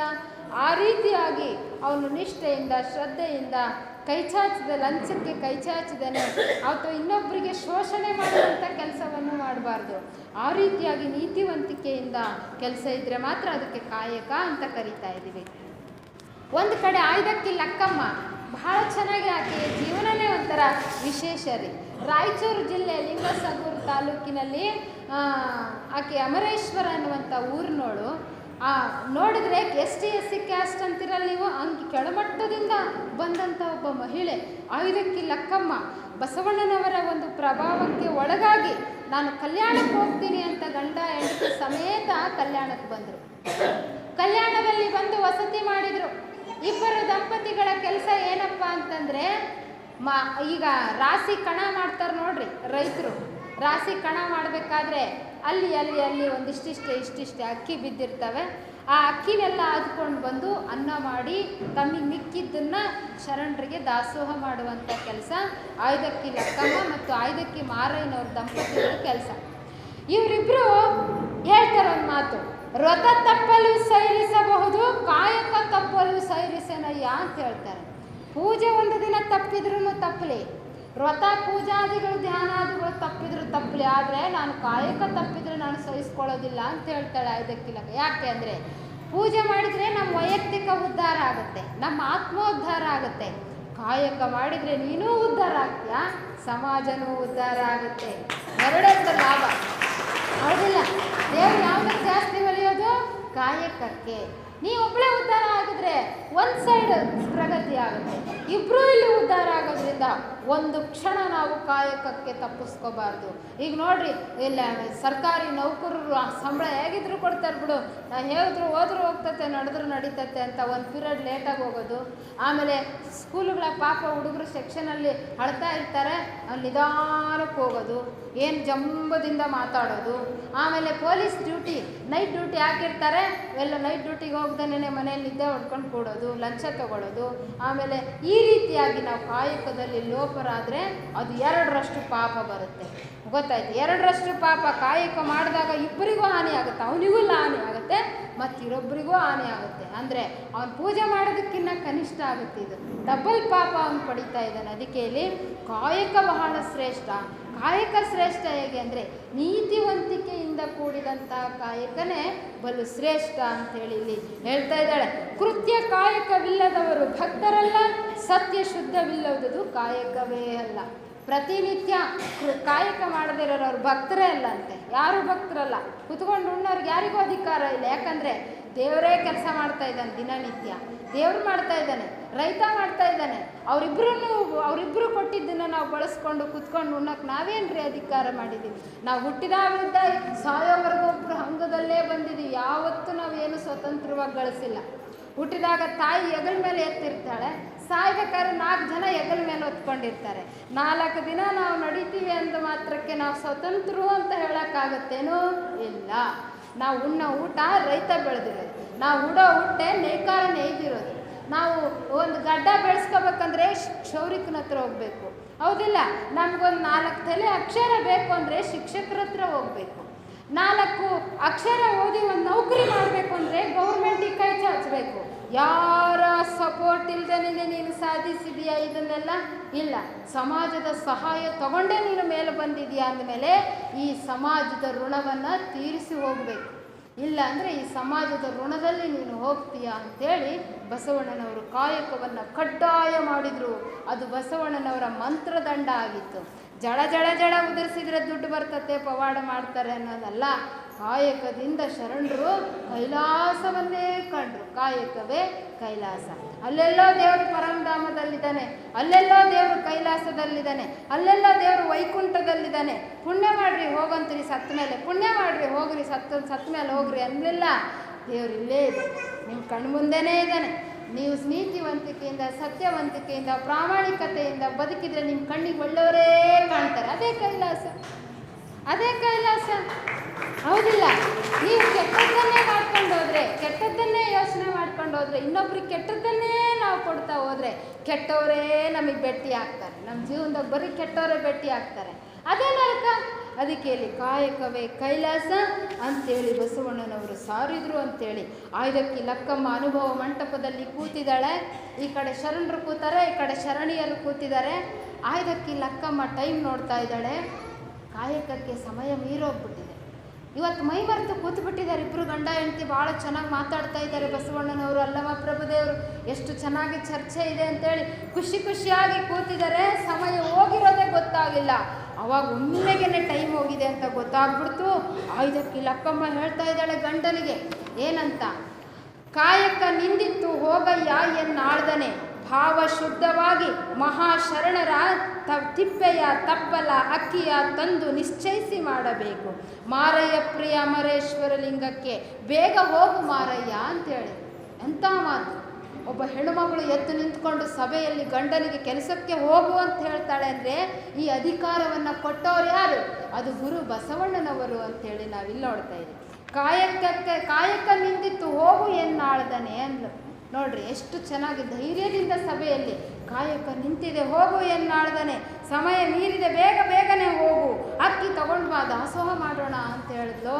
ಅವಾಗ ಬೇರೆ ಗಂಡಸೇನಾದರೂ ಆಗಿದ್ದಿದ್ರೆ ಏನು, ಅಷ್ಟು ಜನ ಸಭೆಯಲ್ಲಿ ನನಗೆ ಆರ್ಡ್ರ್ ಮಾಡ್ತೀಯ ನೀನು, ನಾನು ತಂದಾಕದೇನೆ ನೀನು ಬದುಕಿದ್ಯಾ, ನಾನು ತಂದು ಹಾಕಿದ್ರೆ ನೀವು ಉಂಡಿದ್ಯಾ ಅಂದಮೇಲೆ ಅಷ್ಟು ಜನಗಳ ಮಧ್ಯೆ ನನ್ನ ಮರ್ಯಾದೆ ತೆಗಿತೆ, ಕಪಾಳಕ್ಕೊಂದು ಬಾರಿಸ್ತಿದ್ರೇನು. ಆದರೆ ಮಾರಯ್ಯ ಹಂಗೆ ಮಾಡಲಿಲ್ಲ. ಅಯ್ಯೋ ನನ್ನ ದೇವಿ ನೀನು, ಕಾಯಕ ಪ್ರಜ್ಞೆಯನ್ನು ಪ್ರತಿ ಕ್ಷಣ ನನಗೆ ಎಚ್ಚರಿಸುವಂಥ ಮಹಾತಾಯಿ ನೀನು ಅಂತೇಳಿ ಕೊಂಡಾಡಿದ್ರು ಬಸವ. ಆಯ್ದಕ್ಕಿ ಮಾರಯ್ಯ ಹೆಂಡತಿಯನ್ನು ಕೊಂಡಾಡಿ ಬಗಬಗನೆ ಎದ್ದು ಕಾಯಕಕ್ಕೆ ಹೋಗ್ತಾ ಇದ್ದಾರೆ. ಇವರಿಬ್ಬರು ಮಾತಾಡಿದ್ದನ್ನು ಬಸವಣ್ಣನವ್ರು ನೋಡಿದರು. ಇವತ್ತು ಮಾರಯ್ಯನವ್ರಿಗೆ ಐದಕ್ಕಿ ಲಕ್ಕಮ್ಮನಿಗೆ ಒಂದು ಪರೀಕ್ಷೆ ಇಡಲೇಬೇಕು, ಏನು ಮಾಡ್ತಾರೆ ನೋಡೋಣ ಅಂಥೇಳಿ ಅವ್ರಿಗಿನ್ನ ಮುಂಚೆ ಇಬ್ಬರು ಸಹಚರರನ್ನು ಕರೆದು ನೋಡ್ರಿ, ಮಾರಯ್ಯ ಇವತ್ತು ಎಲ್ಲಿ ಅಕ್ಕಿ ಆಯಕ್ಕೆ ಹೋಗ್ತಾನೋ ಅಲ್ಲಿ ರಾಶಿ ಅಕ್ಕಿ ಚೆಲ್ರಿ ಅಂತೇಳಿ, ರಾಶಿ ಅಕ್ಕಿ ಚೆಲ್ರಿ ಅಂತ ಹೇಳಿದ ಕೂಡಲೇ ಮಾರಯ್ಯ ಮನೆಗೆ ಹೋಗಬೇಕು, ಕೈಚೀಲ ತಗೋಬೇಕು, ಕೈಚೀಲದಿಂದ ಅವನು ಅಕ್ಕಿ ಹಾಯಕ್ಕೆ ಹೋಗಬೇಕು. ಅಷ್ಟರಲ್ಲೇ ಇಬ್ಬರು ಹೋಗಿ ರಾಶಿ ಅಕ್ಕಿಯನ್ನು ಚೆಲ್ಲಿದ್ರು. ಅವ್ರು ಹೋದರು. ಮಾರಯ್ಯ ಕೈಚೀಲ ತಗೊಂಡು ಬರ್ತಾ ಇದ್ದಾನೆ. ಖುಷಿನೋ ಖುಷಿ. ದಿನ ಇಲ್ಲಿಷ್ಟು ಅಕ್ಕಿನ ಆಯ್ತಾ ಇದ್ದ. ಜಾಸ್ತಿ ಅಂದರೆ ಒಂದು 10-15 kg, ಒಂದು 5 kg, ಒಂದು 10 ಮಂದಿಗೆ ಅನ್ನ ಆಗೋಷ್ಟು ಬರ್ತಿತ್ತು. ಆದರೆ ಇವತ್ತೇನು ರಾಶಿ ಅಕ್ಕಿ ಬಿದ್ದಿದ್ದಾವಲ್ಲ ಅಂಥೇಳಿ ಗಬ ಆಸೆ ಹುಟ್ಟುಬಿಡ್ತು ಮಾರಯ್ಯನಿಗೆ. ಎಲ್ಲ ತಗೊಂಡು ಚೀಲದ ಜೋಳಿಗೆಲ್ಲ ಹಾಕ್ಕೊಂಡು ಇಷ್ಟೊಪ್ಪ ಗಂಟ ಆಯ್ತು ರೀ. ಹೆಗಲ ಮೇಲೆ ಹಾಕ್ಕೊಂಡ ಭಾರ ಇತ್ತು ಗಂಟ. ಆದರೂ ಖುಷಿ ಆಯ್ತಲ್ಲ, ಇಷ್ಟು ಅಕ್ಕಿ ಸಿಕ್ಬಿಡ್ತು ಅಂಥೇಳಿ ಅದಕ್ಕೆ ತಗೊಂಡು ಬಂದ. ದೂರದಲ್ಲಿ ಹೆಂಡತಿ ದಾರಿ ಕಾಯ್ತಾ ಇತ್ತು. ಇನ್ನೂ ಅಕ್ಕಿ ಬರಲಿಲ್ಲ. ಯಾವಾಗ ಬೇಯಿಸ್ಬೇಕು, ಯಾವಾಗ ಅನ್ನ ಮಾಡಬೇಕು, ಶರಣರಿಗೆ ಯಾವಾಗ ದಾಸೋಹ ಮಾಡಬೇಕು ಅಂತ ಹಾದಿ ಕಾಯ್ತಾ ಇದ್ದಾಳೆ. ದೂರದಲ್ಲಿ ಗಂಡ ಬರ್ತಾ ಇರೋದು ಕಾಣಿಸ್ತಾ ಇದೆ. ಬೆನ್ನ ಹಿಂದೆ ಎಷ್ಟು ದೊಡ್ಡ ಗಂಟು ಕಾಣ್ತಾ ಇದೆ. ಅಲ್ಲ, ದಿನ ಇಷ್ಟು ಗಂಟು ಇರ್ತಿತ್ತು, ಇವತ್ತೇನು ದೊಡ್ಡ ಗಂಟು ಆಗಿದೆಯಲ್ಲ, ಏನಿದು ಅಪ್ಪ ದೇವ್ರೆ, ಏನು ಪರೀಕ್ಷೆ ಮಾಡಿದ್ನೋ ಏನೋ ಅಂಥೇಳಿ ಬಾಗ್ಲಲ್ಲಿ ನಿಂತಿದ್ದಾನೆ. ಗಂಡ ನೋಡೇ ಅಂಥೇಳಿ ಹಿಂಗೆ ತೆಗೆದಿದ್ದೆ ತಡ. ಬೇರೆಯವರಾಗಿದ್ರೆ ಅಬ್ಬ ಎಷ್ಟು ಚಂದ ದುಡ್ಕೊ ಬಂದೆಪ್ಪ ಇವತ್ತು ನೀನು ಅಂತಿದ್ರೇನೋ. ಆದರೆ ಆಕೆ ಹೇಳ್ತಾ ಇದ್ದಾಳೆ ಏನು ಅಂದರೆ, ಆಸೆ ಎಂಬುದು ಹರಸಿಂಗಲ್ಲದೆ ಶಿವಭಕ್ತರಿಗುಂಟೆ ಅಯ್ಯ, ರೋಷವೆಂಬುದು ಯಮದೂತರಿಗಲ್ಲದೆ ಅಜಾತರಿಗುಂಟೆ ಅಯ್ಯ, ಈ ಸಕ್ಕಿ ಆಸೆ ನಿಮಗೇಕೆ, ಮಾರಯ್ಯ ಪ್ರಿಯ ಅಮರೇಶ್ವರಲಿಂಗ ದೂರ ಮಾರಯ್ಯ ಅಂತ ಹೇಳಿದ್ದು. ಎಂಥ ಮಾತನ್ನು ಹೇಳ್ತಾ ಇದ್ದಾಳೆ. ಅಕ್ಕಿ ಗಂಟು ಕೆಳಗೆ ಇಳಿಸಿದ್ದಾಳೆ. ದೊಡ್ಡ ಗಂಟು ನೋಡಿದ್ದಾಳೆ. ಅದು ನೋಡಿದ್ರೆ ಇನ್ನೊಂದು ವಾರ ಅಕ್ಕಿ ಆರಿಸೋದೇ ಬೇಡ, ಅಷ್ಟು ಅಕ್ಕಿ ಇದೆ. ಅದು ನೋಡಿ ಆಸೆ ಪಡಬೇಕಿತ್ತು. ಆಸೆ ಪಡ್ತಾ ಇಲ್ಲ. ಹೇಳ್ತಾ ಇದ್ದಾಳೆ, ಆಸೆ ಅನ್ನೋದು ರಾಜರಿಗಿರಬೇಕು, ರಾಣಿಯರಿಗಿರಬೇಕು. ಯಾಕಂದರೆ ವೈಭೋಗದ ಜೀವನ ಮಾಡೋರು ಅವರು. ಅವ್ರಿಗೆ ಬೇಕು, ಎಷ್ಟು ಪಲ್ಲಂಗ ಇದ್ದರೂ ಇನ್ನೊಂದು ಪಲ್ಲಂಗ ಬೇಕು, ಎಷ್ಟು ಸರ ಇದ್ದರೂ ಇನ್ನೊಂದು 10 ಬೇಕು ಅಂತಾರೆ, ಎಷ್ಟು ಅರಮನೆಗಳಿದ್ರೂ ಇನ್ನೊಂದು 10 ಅರಮನೆ ಬೇಕು ಅಂತಾರೆ. ನಾನು ಮಹಾರಾಜರ ನಾವು, ರಾಣಿಯರ ನಾವು ಅಂತ ಹೇಳ್ತಾ ಇದ್ದಾರೆ. ಆಸೆ ಎಂಬುದು ಅರಸಿಂಗಲ್ಲದೆ ನಾವು ಶಿವಭಕ್ತರು ಅನ್ನಿಸ್ಕೊಂಡವ್ರು ನಾವು. ನಮಗೆ ಯಾಕಪ್ಪ ಇಷ್ಟು ಆಸೆ? ರೋಷವೆಂಬುದು ಯಮದೂತರಿಗಲ್ಲದೆ ಅಜಾತರಿಗುಂಟೆ ಅಯ್ಯ. ರೋಷ ಅನ್ನೋದು ಯಮದೂತರಿಗಿರಬೇಕು, ಅಂದರೆ ದುರ್ಜನರಿಗಿರಬೇಕು ಅಂತ. ಯಮ ಬರ್ತಾನೇನ್ರಿ ಮತ್ತು ಸ್ವರ್ಗದಲ್ಲಿ ನರಕದಲ್ಲಿ ಇರ್ತಾನೇನ್ರಿ? ಇಲ್ಲ, ನಾವಿಲ್ಲಿ ದುರ್ಜನರನ್ನೇ ಯಮದೂತರು ಅಂತ ಕರಿತೀವಿ. ದೆವ್ವಗಳು ಅಷ್ಟೇ, ನಿಜವಾದ ದುರ್ಜನರನ್ನೇ ದೆವ್ವಗಳಿದ್ದಾವೆ ಅನ್ನೋದು ನಮ್ಮ ಶರಣರು ಒಪ್ಪೋದಿಲ್ಲ. ಅದಕ್ಕೆ ರೋಷ ಎಂಬುದು ಅಜಾತರಿಗಯ್ಯ, ಈ ಸಕ್ಕಿ ಆಸೆ ತಂದು ಇಷ್ಟೊಂದು ಅಕ್ಕಿ ಯಾಕೆ ತಂದು, ಯಾಕೆ ಬೇಕಾಗಿತ್ತು ನಮಗೆ ಈ ಸಕ್ಕಿ ಆಸೆ? ನಮಗೆ ಕಯ್ಯ ಅಮರೇಶ್ವರಲಿಂಗ ದೂರಮ. ನಾನೇನಾದರೂ ಆಸೆ ಮಾಡಿ ನೀ ತಂದಿರೋ ಅಕ್ಕಿನ ನಾನು ಒಳಗಡೆ ಹೋಗಿಟ್ಕೊಂಡ್ರೆ ಇಷ್ಟು ವರ್ಷ ನಾನು ಮಾಡ್ಕೊಂಡು ಬಂದಿರೋ ಪೂಜೆ ಎಲ್ಲ ನೀರೊಳಗಡೆ ಕೊಚ್ಕೊಂಡು ಹೋಗ್ಬಿಡುತ್ತೆ ಅಂತ ಒಂದು ಹೀನ ಕೆಲಸ ನಾನು ಮಾಡಲ್ಲ. ಇದು ನಿಮ್ಮ ಚಿತ್ತವೋ ಬಸವಣ್ಣನವರ ಅನುಮಾನದ ಚಿತ್ತವೋ ಅಂತ ಕಂಡುಹಿಡಿದು ಬಿಟ್ಲ್ರಿ. ಇದು ನಿಮ್ಮ ಚಿತ್ತ ಅಲ್ಲ, ಈ ಅಕ್ಕಿ ಬಸವಣ್ಣನವರೇ ಪರೀಕ್ಷೆ ಮಾಡಿದ್ದಾರೆ ಅಂತ ಆಕೆಗೆ ದಿವ್ಯ ದೃಷ್ಟಿಗೆ ಗೊತ್ತಾಗ್ಬಿಡ್ತು. ಆಮೇಲೆ ಅವಾಗ ಹೇಳ್ತಾ ಇದ್ದಾಳೆ ಅಮ್ಮ, ಅವಾಗ ಮಾರಯ್ಯ ಹೇಳ್ತಾನೆ, ನೋಡು ಭಾಳ ಅಕ್ಕಿ ಬಿದ್ದಿದ್ವು, ನಾನೇನು ಇವನ್ನ ಎಲ್ಲೂ ಕದ್ದು ತಂದವನಲ್ಲ, ಅಲ್ಲಿ ಬಿದ್ದಿದ್ವು ತಂದಿದ್ದೀನಿ. ಇನ್ನೊಂದು ವಾರ ದಾಸೋಹ ಚೆನ್ನಾಗಿ ಮಾಡ್ಬೋದು, ಇನ್ನೊಂದು 10 ಮಂದಿ ಜಾಸ್ತಿ ಊಟ ಮಾಡ್ತಾರೆ, ಇಟ್ಕೋ ಅಂತೇಳಿ ಹೇಳಿದಾಗ ಅವಾಗ ಹೇಳ್ತೆ ನಮ್ಮ ಬಡತನನೇ ಹೊರಟೋಗುತ್ತೆ ಇಟ್ಕೋ ಅಂದಾಗ. ಮತ್ತೆ ಹೇಳ್ತಾ ಇದ್ದಾಳೆ ಐದಕ್ಕಿ ಲಕ್ಕಮ್ಮ, ಅಂಗಕ್ಕೆ ಬಡತನವಲ್ಲದೆ ಮನಕ್ಕೆ ಬಡತನ ಉಂಟೆ. ಬಡತನ ಅಂದರೆ ಒಂದು ಹರಕು ಬಟ್ಟೆ ಉಟ್ಕೋಬೋದು, ಇಲ್ಲ ಅಂದರೆ 1 ಹೊತ್ತು ಊಟ ಮಾಡ್ಬೋದು, 3 ಹೊತ್ತು ಊಟ ಇಲ್ಲಾಂದರೆ 1 ಹೊತ್ತು ಊಟ ಮಾಡ್ಬೋದು. ಆಮೇಲೆ ಮನೆ ಇಲ್ಲ ಅಂದರೆ ಒಂದು ಗುಡಿಸಲಲ್ಲಿ ಇರ್ಬೋದು. ಆದರೆ ಮನಸ್ಸಿಗೆ ಬಡತನ ಬಂದರೆ, ಅಂಗಕ್ಕೆ ಬಡತನ ಬಂದರೆ ಬದುಕ್ಬೋದ್ರಿ ಮನುಷ್ಯ. ಮನಸ್ಸಿಗೆ ಬಡತನ ಬಂದರೆ ಅವನು ವಿಲ ಒದ್ದಾಡಿ ಅಶಾಂತಿಯಿಂದ ಜೀವನವನ್ನೇ ಅಂತ್ಯ ಕಾಣಬೇಕಾಗುತ್ತೆ. ಇಡೀ ಜೀವನವನ್ನೇ ಸ್ಮಶಾನ ಮಾಡ್ಕೋಬೇಕಾಗುತ್ತೆ. ಅದಕ್ಕೆ ಹೇಳ್ತಾ ಇದ್ದಾಳೆ, ಅಂಗಕ್ಕೆ ಬಡತನವಲ್ಲದೆ ಮನಕ್ಕೆ ಬಡತನ ಉಂಟೆ. ನನಗೆ ಮನೆಗೆ ಬಡತನ ಇರ್ಬೋದು, ನನ್ನ ಮನಸ್ಸಲ್ಲಿ ಬಡತನ ಇಲ್ಲ. ಹಾಗಾಗಿ ಬೆಟ್ಟ ಬಲ್ಲಿತ್ತೆಂದಡೆ ಹುಳಿಯ ಮನೆಯಲ್ಲಿ, ದೊಡ್ಡ ಬೆಟ್ಟ ಇದೆ, ಅದನ್ನ ಯಾರಪ್ಪ ಮುಟ್ಟಕ್ಕೆ ಸಾಧ್ಯ, ಅದನ್ನ ಯಾರು ಕಡಿಯೋಕ್ಕೆ ಸಾಧ್ಯ ಇಲ್ಲ ಅಂತ ಅಂದ್ಕೊಂಡ್ರೆ, ಒಂದು ಹುಳಿ ದಿನ ಇಷ್ಟಿಷ್ಟೇ ಕಡಿದ್ರೆ ಒಂದಿನ ನೆಲ ಸಮ ಆಗೋಗುತ್ತೆ. ಯಾವುದು? ಬೆಟ್ಟ. ಹಂಗೆ ಬಡತನ ನನಗೆ ಜಾಸ್ತಿ ಐತೆ ಅಂತ ಹೇಳಿಬಿಟ್ಟು ನಾನು ಈ ಥರ ತಗೊಂಡಿಟ್ಕೊಳ್ಳೋದಕ್ಕಾಗತ್ತೇನೋ? ಬಡತನವಿದ್ದರೆ ಒಡೆಯದೆ. ಜೀವನದಲ್ಲಿ ಕಷ್ಟ ಸುಖ ಎರಡೂ ದೇವರು ಕೊಟ್ಟೇ ಕೊಡ್ತಾನಂತೆ. ನಾಳೆ ಸುಖ ಬರ್ಬೋದು. ನಮಗೆ ಬಡತನ ಇದೆ ಅಂಥೇಳಿ ಈ ಅಕ್ಕಿನ ನಾನು ಇವಾಗ ಇಟ್ಕೊಂಡ್ರೆ ಆಸೆ ಆಗುತ್ತೆ ಅಂತೇಳಿ. ಘನಶಿವ ಭಕ್ತರಿಗೆ ಬಡತನವಿಲ್ಲ. ಯಾರು ಪರಮಾತ್ಮನನ್ನು ನೆನೀತಾರೆ, ಪರಮಾತ್ಮನನ್ನು ಧ್ಯಾನ ಮಾಡ್ತಾರೆ, ಪರಮಾತ್ಮನನ್ನು ಪೂಜೆ ಮಾಡ್ತಾರೆ, ಅವ್ರಿಗೆ ಬಡತನ ಅನ್ನುವ ಶಬ್ದನೇ ಇಲ್ಲಂತೆ. ಯಾಕಂದರೆ ಮನಸ್ಸಿಗೆ ಬಡತನ ಬಂತು ಅಂದರೆ ಅದು ಹೊರಗಡೆನೂ ಬಡತನ ಕಾಣಿಸುತ್ತೆ. ಮನಸ್ಸಿಗೆ ನಾವು ಬಡವರು ಅನ್ನೋಂಥ ಕಲ್ಪನೆನೇ ಬರಲಿಲ್ಲ ಅಂದಮೇಲೆ ಅವ್ರು ಬಡವರು ಅಂತ ಹೆಂಗೆ ಅನ್ನಿಸ್ಕೋತಿರ್ರಿ? ಹೌದಿಲ್ಲ? ನಾನು ಬಡವಿಯಪ್ಪ, 4 ಮಂದಿ ಮನೆಗೆ ಹೆಂಗೆ ಹೋಗಬೇಕು, 4 ಮಂದಿಯಲ್ಲಿ ಹೆಂಗೆ ಓಡಾಡಬೇಕು ಅಂದ್ರೆ ಬಡತನ. ನಿನ್ನ ಮನಸ್ಸಲ್ಲಿ ಆ ಭಾವನೆನೇ ಸುಳಿಲಿಲ್ಲ, ಬರೀ ಪರಮಾತ್ಮನ ಧ್ಯಾನದಲ್ಲಿ ಇದ್ದೆ ಅಂದರೆ ಅದು ಬಡತನ ಅನ್ನಿಸ್ಕೊಳ್ಳಲ್ಲ ಅಂತ ಹೇಳ್ತಾರೆ. ಘನಶಿವ ಭಕ್ತರಿಗೆ ಬಡತನವಿಲ್ಲ, ಸತ್ಯರಿಗೆ ದುಷ್ಕರ್ಮವಿಲ್ಲ. ಎನಗೆ ಮಾರಯ್ಯ ಪ್ರಿಯ ಅಮರೇಶ್ವರವು ಉಳ್ಳನ್ನಕ ನನಗ್ಯಾರ ಹಂಗಿಲ್ಲ ಮಾರಯ್ಯ ಅಂತ ಹೇಳ್ತಾಳೆ. ಅಂತ ಮಾತಿದೆ ನೋಡ್ರಿ. ಒಬ್ಬ ಸಾಮಾನ್ಯ ಬಡವಿ, ನನಗ್ಯಾರ ಹಂಗಿಲ್ಲ, ನಾನು ಸತ್ಯ ಶುದ್ಧತೆಯಿಂದ ಬದುಕ್ತಿದ್ದೀನಿ, ಹಂಗಲ್ಲ ಯಾರಿಗೂ ಹಂಚೋಳಲ್ಲ, ತಗೊಂಡು ಹೋಗು ಅಂತ ಹೇಳಿದ್ದು. ಹೀಗೆ ನೋಡ್ರಿ, ಯಾರು ಪ್ರಾಮಾಣಿಕವಾಗಿ ಜೀವನವನ್ನು ನಡೆಸ್ತಾರಲ್ಲ ಅವ್ರು ಯಾರಿಗೂ ಹೆದರ್ಬೇಕಾಗಿಲ್ಲ. ಈ ಪ್ರಪಂಚದಲ್ಲಿ ಯಾರಿಗೂ ಹಂಚಬೇಕಾಗಿಲ್ಲ. ಕಾನೂನಿಗಿರ್ಬೋದು, ಹಿರಿಯರಿಗಿರ್ಬೋದು, ತಂದೆಗಳಿರ್ಬೋದು, ಬಸವಣ್ಣನವರು ಅದನ್ನೇ ಮಾಡಿದ್ದು. ಯಾರಿಗೂ ಹಂಚಲಿಲ್ಲ. ಬಿಜ್ಜಳ, ನಾನೀ ಬಿಜ್ಜಳನಿಗೆ ಹಂಚುವೆನೆ ಅಂತ ಹೇಳಿದರು. ಯಾಕೆ ಅಂದರೆ ಅವ್ರ ನಡೆ ಅಷ್ಟು ನೇರವಾಗಿ, ದಿಟ್ಟವಾಗಿ, ನಿರಂತರವಾಗಿ ಸತ್ಯ ಶುದ್ಧತೆಯಿಂದ ಇರುತ್ತೆ. ಯಾರು ಒಳಗಡೆ ತಪ್ಪು ಕೆಲಸ ಮಾಡಿರ್ತಾರೋ ಹಂಚ್ಕೋಬೇಕಾಗುತ್ತೆ, ಭಾಳ ಹಂಚ್ಕೋಬೇಕಾಗುತ್ತೆ. ನಮ್ಮ ಮಾತೆ ಮಹಾದೇವಿಯವ್ರಿಗೆ, ನಮ್ಮ ದೊಡ್ಡ ಗುರುಗಳಿಗೆ ರಾಜಕಾರಣಿಗಳ ಸಾಲುಗಟ್ಟಿ ಬರ್ತಿದ್ರು. ಮಾತಾಜಿ ಅವರೇ, ನಿಮಗೊಂದು ದೊಡ್ಡ ಬಿಲ್ಡಿಂಗ್ ಕಟ್ಕೊಡ್ತೀವಿ, ನಿಮ್ಗೊಂದಿಷ್ಟು ದುಡ್ಡು ಕೊಡ್ತೀವಿ, ನಿಮ್ಮ ಮಠಕ್ಕೊಂದಿಷ್ಟು ಅದು ಕೊಡ್ತೀವಿ, ಇದು ಬೇಡ್ರಿ, ನಮಗೇನು ಬೇಡ, ನಮಗೆ ಭಕ್ತರ ದುಡ್ಡು ಐತೆ, ನಿಮ್ಮದು ನಿಮ್ಮ ಹತ್ರ ಇರೋ ದುಡ್ಡು ಪ್ರಜೆಗಳದು, ನನಗೆ ಬೇಕಾಗಿರೋದು ಭಕ್ತರ ದುಡ್ಡು, ನಾನು ಭಕ್ತರ ದುಡ್ಡು ಇಸ್ಕೊತೀನಿ, ನಿಮ್ಮ ಪ್ರಜೆಗಳ ದುಡ್ಡು ಇಸ್ಕೊಂಡ್ರೆ ನಾನು ಭ್ರಷ್ಟೇ ಆಗ್ತೀನಿ. ಅಷ್ಟೇ ಅಲ್ಲ, ನಿಮ್ಮ ದುಡ್ಡು ನಾನು ಇಟ್ಕೊಂಡು ಇವತ್ತು ಸಂಸ್ಥೆ ಕಟ್ಕೊಳ್ತಾ ಹೋದರೆ ನಾಳೆ ಒಂದು ದಿನ ಸಂಕಷ್ಟ ಬರುತ್ತೆ, ತತ್ವಗಳನ್ನು ನೇರವಾಗಿ ಹೇಳುವಂಥ ಪ್ರಸಂಗ ಬರುತ್ತೆ. ಅವಾಗ ನೀವೇನು ಮಾಡ್ತೀರಿ? ಬ್ರೇಕ್ ಆಗ್ತೀರಿ. ನಾನು ಇಷ್ಟೆಲ್ಲ ಮಾಡಿದ್ದೀನಿ, ಇಷ್ಟೆಲ್ಲ ಕೊಟ್ಟಿದ್ದೀನಿ ನಿಮ್ಮ ಮಠಕ್ಕೆ, ಒಂದು ಹೇಳಿಕೆ ಕೊಡ್ರಿ ನನ್ನ ಪರವಾಗಿ ಅಂತ ನೀವೇನು ಮಾಡ್ತೀರಿ? ಆಮಿಷ ಒಡ್ಡುತ್ತೀರಿ. ನಾನು ಈ ರೀತಿ ಭ್ರಷ್ಟಳಾಗೋದಿಲ್ಲ. ಸರ್ಕಾರದ 1 ಪೈಸೆ ದುಡ್ಡು ಮುಟ್ಟಲಿಲ್ಲರಿ ನಮ್ಮ ಮಾತಾಜಿ ಅವರು. 108 ಅಡಿ ಬಸವಣ್ಣನವರು ಮೂರ್ತಿ ಮಾಡಿ ನಿಲ್ಲಿಸಿದ್ದಾರೆ ಇವತ್ತಿನ ದಿನ. ಅದರಲ್ಲಿ 1 ರೂಪಾಯಿ ರಾಜಕಾರಣಿಗಳು ದುಡ್ಡಿದ್ರೆ ನೋಡಿ. ಎಲ್ಲರೂ ನಿಮ್ಮಂಥ ಭಕ್ತರು 5 ರೂಪಾಯಿ, 10 ರೂಪಾಯಿ, 5 ರೂಪಾಯಿ, 10 ರೂಪಾಯಿ ಅದೆಲ್ಲ ಬೋರ್ಡೇ ಹಾಕಿದ್ದಾರೆ. ನೀವು ನೋಡಿದಿರಲ್ಲ, ಮೆಟ್ಲೆತ್ತು ಹೋಗ್ಬೇಕಾದ್ರೆ ಎಷ್ಟು ಜನಗಳು ಬೋರ್ಡ್, ಅವರೆಲ್ಲ ಕೊಟ್ಟಿರೋ ಮಹಾದಾನಿಗಳು ಇವತ್ತಿನ ದಿನ.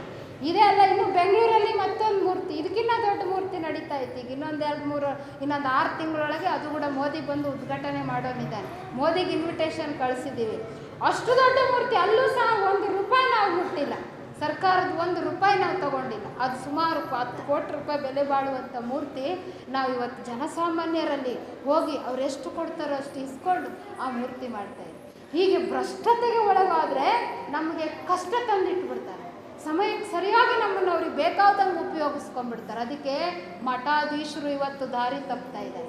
ದೊಡ್ಡ ಮಠಾಧೀಶರು ರಾಜಕಾರಣಿಗಳ ಹತ್ರ ದುಡ್ಡಿಸ್ಕೊಂಡು ಶಾಲೆ ಕಾಲೇಜುಗಳನ್ನೆಲ್ಲ ಕಟ್ಕೊಂಡು ಅವರು ಎಲೆಕ್ಷನ್ ಟೈಮಲ್ಲಿ ತಾವು ಹೇಳ್ದಂಗೆ ಮಾಡ್ತಾ ಇದ್ದಾರೆ, ತಾವು ಹೇಳ್ದಂಗೆ ನಡ್ಕೋತಾ ಇದ್ದಾರೆ. ಹಾಗಾಗಿ ರಾಜಕಾರಣಿಗಳ ದಾಯಾಳುಗಳಾಗ್ಬಿಟ್ಟಿದ್ದಾರೆ. ರಾಜಕಾರಣಿಗಳು ಆಗಬಾರ್ದಂಗೆ ತತ್ವವನ್ನು ಹೇಳಬೇಕಾದ್ರೆ ಸ್ವತಂತ್ರರಾಗಿರಬೇಕು, ಧೀರರಾಗಿರಬೇಕು. ಅದು ಯಾರೇ ಬಂದು ಎದುರು ನಿಂತರೂ ಇದು ನನ್ನ ಧರ್ಮ ಅಂತ ಎದೆ ತಟ್ಕೊಂಡು ಹೇಳಬೇಕು. ಆಗ ಹೇಳಬೇಕು ಅಂದರೆ ನಮ್ಮ ನಡೆ ನುಡಿ ಶುದ್ಧವಾಗಿರಬೇಕು. ನಾವು ಇನ್ನೊಬ್ಬರಿಗೆ ಕೈ ಚಾಚಿ ದುಡ್ಡು ಬೇಡಿದರೆ ಅವನಿಗೆ ಬೇಕಾದಂಗೆ ನಮ್ಮನ್ನು ಬಳಸ್ಕೋತಾನೆ. ಅದಕ್ಕೆ ಹೇಳ್ತಾ ಇದ್ದಾರೆ, ದೇಶಕ್ಕ ನವನೊಬ್ಬ ದೂಷಕ ನವನೊಬ್ಬ ದೇಶವ ಕೊಟ್ಟಡೆ ಆಸೆ ಮಾಡಿ ಅವನ ಹೊರೆಯಲ್ಲಿರಬೇಡ. ಮಾದಾರ ಚೆನ್ನಯ್ಯನ ಮನೆಯ ತೊತ್ತಾಗಿಪ್ಪುದು ಕರಲೇಸಯ್ಯ, ವೃತ್ತಿಯಾಗಿಪ್ಪುದು ಕರಲೇಸಯ್ಯ ಕೂಡಲ ಸಂಗಮನೆ. ದೂಷಕ ಒಬ್ಬ ಬಂದು ಇಡೀ ದೇಶವನ್ನೇ ನಿನಗೆ ಕೊಡ್ತೀನಿ ಅಂದರೆ ಅವನ ಹತ್ರ ಹೋಗ್ಬೇಡ. ಅವನ ಹತ್ರ ಅವನ ಹತ್ರ ರಾಜನಾಗಿರೋದಕ್ಕಿಂತ ಶರಣರ ಮನೆಯ ದಾಸಿಯಾಗಿರೋದು ಲೇಸು ಅಂತ ಹೇಳಿದ್ರು ಶರಣರು. ಆಮಿಷಕ್ಕೆ ಕೈ ಚಾಚದೇ ಇರೋದೇ ನಿಜವಾದಂತಹ ಕಾಯಕ ಅಂಥೇಳಿ. ಅವಾಗ ಮಾರಯ್ಯನವರಿಗೆ ಜ್ಞಾನೋದಯ ಆಯಿತು. ನಾನು ತಪ್ಪಿದೆ ದಾರಿ, ಅಲ್ಲೂ ತಪ್ಪದೆ ಇಲ್ಲೂ ತಪ್ಪದೆ, ನನ್ನನ್ನು ಹಾದಿಗೆ ತಂದಂಥ ಮಹಾ ತಾಯಿ ನೀನು, ನನ್ನ ಹೆಂಡತಿ ಅಲ್ಲಮ್ಮ ನೀನು, ನನ್ನ ಗುರು ಅಂತೇಳಿ ಅಲ್ಲೇ ಅವರು ಸಾಷ್ಟಾಂಗ ನಮಸ್ಕಾರವನ್ನು ಹಾಕಿ ವಾಪಸ್ ಹೋಗಿ ಎಲ್ಲೆಲ್ಲಿ ಹಕ್ಕಿ ಹಾಕ್ಕೊಂಡು ಬಂದಿದ್ರು ಅಲ್ಲಿ ಹಾಕಿ ಅವ್ರಿಗೆ ಕಾಯಕಕ್ಕೆ ಎಷ್ಟು ಸಲ್ಲುತ್ತೋ ಅಷ್ಟನ್ನು ತಗೊಂಡು ದಾಸೋಹವನ್ನು ಮಾಡಿದರು. ಇದು ಬಸವಣ್ಣನವರಿಗೆ ಪರೀಕ್ಷೆ ಮಾಡಿದ್ದೆ ಅವರಲ್ಲ, ಎಲ್ಲ ಶರಣರ ಮುಂದೆ ಈ ಕತೆ ಹೇಳಿದಾಗ ಎಲ್ಲರಿಗೂ ಖುಷಿ ಆಗ್ಬಿಡ್ತು. ಹೀಗೆ ಒಬ್ಬೊಬ್ಬರು ಜೀವನದಲ್ಲೂ ಪರೀಕ್ಷೆ ಮಾಡಿದ್ದಾರೆ ಬಸವಣ್ಣನವರು. ಅವರೆಲ್ಲರನ್ನ ಕಾಯಕ ಜೀವಿಗಳನ್ನಾಗಿ ಮಾಡಿದ್ರು. ಬಡತನನ ಪೀಡನೆ ಹೊರಟೋಯ್ತು. ಅದಕ್ಕೆ ನಮ್ಮ ದೇಶದಲ್ಲಿ ಇವತ್ತೇ ನಾನು PhD ಮಾಡಿದ್ದೀನಿ, ನಾನು ಹೋಗಿ ಆ ಕೆಲಸ ಮಾಡಬೇಕಾ ಈ ಕೆಲಸ ಮಾಡಬೇಕಾ ಅಂಥೇಳಿ ಅವ್ರೇನು ಮಾಡ್ತಾರೆ, ಜಂಬ ಮಾಡಿಕೊಂಡು ನಮ್ಮ ಭಾರತ ದೇಶಕ್ಕೆ ಲಾಸ್ ಮಾಡ್ತಾಯಿದ್ದಾರೆ. ಬೇರೆ ದೇಶದಲ್ಲಿ ನೋಡಿಕೊಂಡ್ರೆ ನಮ್ಮ ದೇಶದಲ್ಲಿರೋಷ್ಟು ಯುವಕರು ಬೇರೆ ದೇಶದಲ್ಲಿಲ್ಲ. ಇದು ಯುವ ಭಾರತ ಅಂತ ಕರಿತೀವಿ.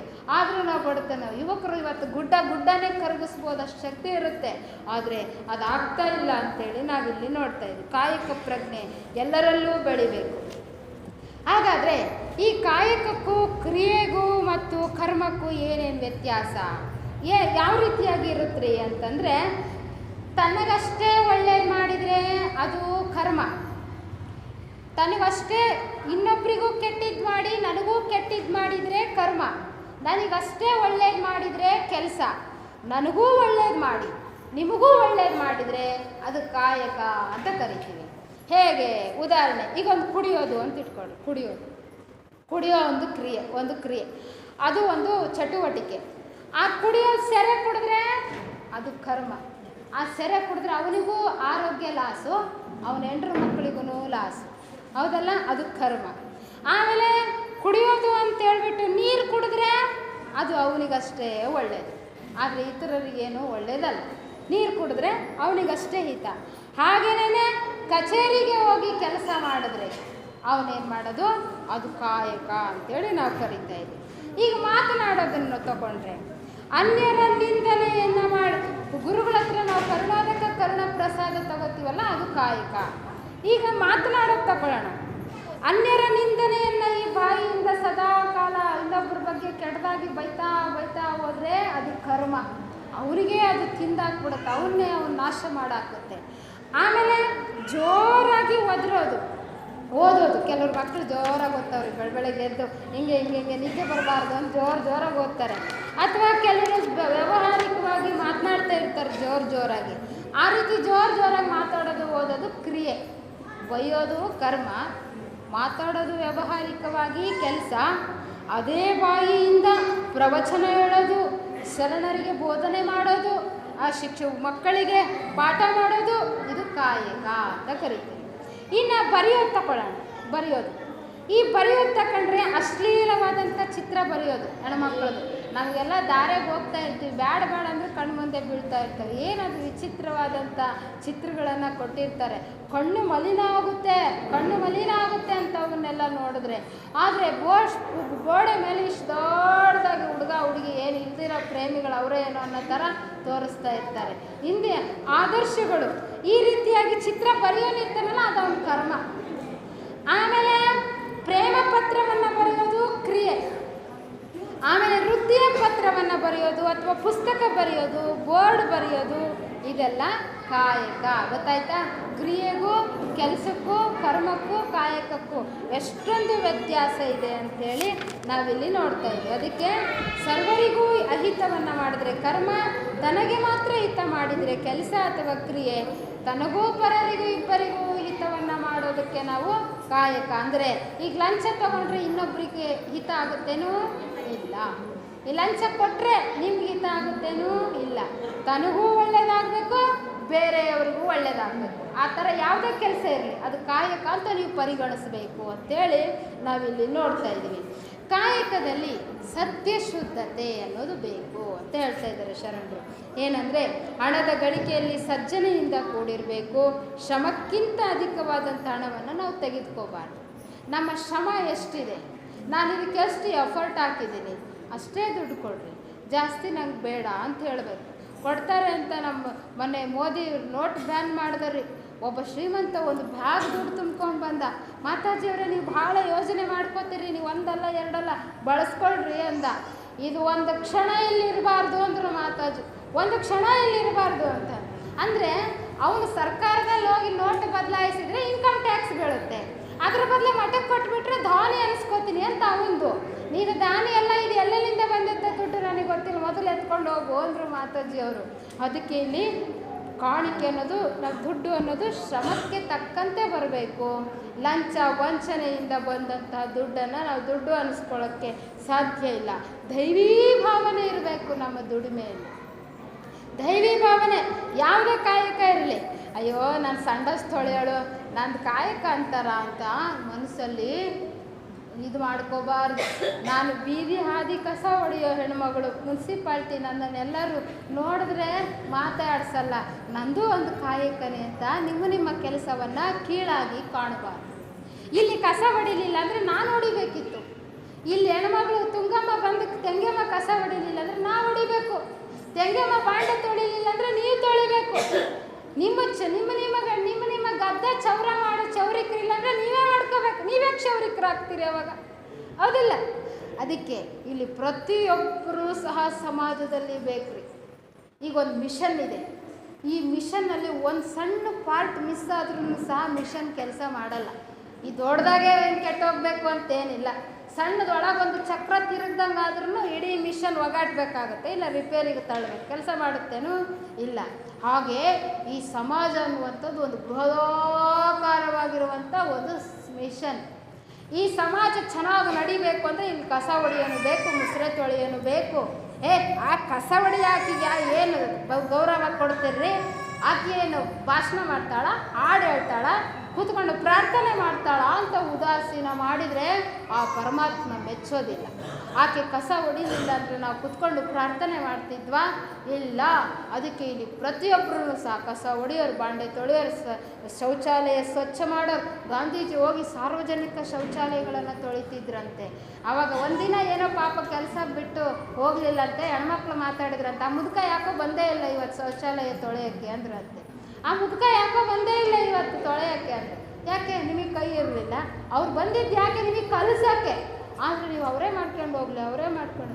ಸಮಾಜವನ್ನು ನೋಡಿ ಕಲಿ, ಮಾಡಿ ತಿಳಿ ಅಂತ ಹೇಳ್ತಾರೆ. ನೋಡಿ ಕಲಿಬೇಕು. ಒಬ್ರು ಒಳ್ಳೆ ಕೆಲಸ ಮಾಡ್ತಾರೆ ಅಂದರೆ ನಾನು ಹಂಗಾಗಬೇಕು. ಕೆಟ್ಟ ಕೆಲಸವನ್ನು ಬೇಗ ಕಲಿತೀವಿ, ಒಳ್ಳೆ ಕೆಲಸ ಕಲಿಯಲ್ಲ. ಮನುಷ್ಯನ ಗುಣ ರೀ ಇದು. ಕೆಟ್ಟದ್ದನ್ನು ಎಷ್ಟು ಬೇಗ ನಾವು ಕಲ್ತ್ಕೋತೀವಲ್ಲ, ಒಳ್ಳೆಯದನ್ನು ಕಲ್ತ್ಕೊಳ್ಳೋಕೆ ಇಷ್ಟಪಡೋದಿಲ್ಲ. ಅದಕ್ಕೇನೆ ಇಲ್ಲಿ ಹೇಳ್ತಾ ಇದ್ದಾರೆ, ಹಸಿಯಾಗಲಿ ಮಸಿಯಾಗಲಿ ಕೃಷಿಯಾಗಲಿ ವಾಣಿಜ್ಯ ಮುಂತಾದ ಕೃಷಿಯ ಮಾಡುವಾಗ ಪಶುಪತಿಗೆಂದು ಪ್ರಾಮಾಣಿಸಿ ಭಕ್ತಿಯ ಸಖದಿಂದ ರಸಿವಿಲ್ಲದೆ ತೃಷೆ ಇಲ್ಲದೆ ವಿಷಯವನ್ನರಿಯದೆ ಮಾಡುವ ಭಕ್ತಿಯಲ್ಲಿ ಹುಸಿ ಇಲ್ಲದೆ ಮಾಡುತ್ತಿಪ್ಪ ಭಕ್ತನ ಅಂಗಳವೇ ವಾರಣಾಸಿ ನಿಷ್ಕಳಂಕ ಮಲ್ಲಿಕಾರ್ಜುನ ಅಂತ ಒಂದು ವಚನ. ಏನು ಅಂದರೆ ಹಸಿಯಾಗಲಿ ಮಸಿಯಾಗಲಿ ಕೃಷಿಯಾಗಲಿ.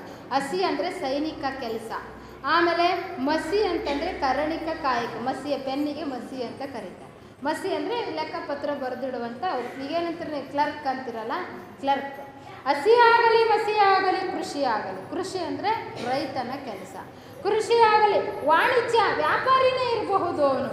ಮುಂತಾದ ಕೃಷಿಯ ಮಾಡುವಾಗ ಪಶುಪತಿ ಎಂದು ಪ್ರಾಮಾಣಿಸಿ ಭಕ್ತಿಯ ಎರಕ ಒಯ್ಯಬೇಕು.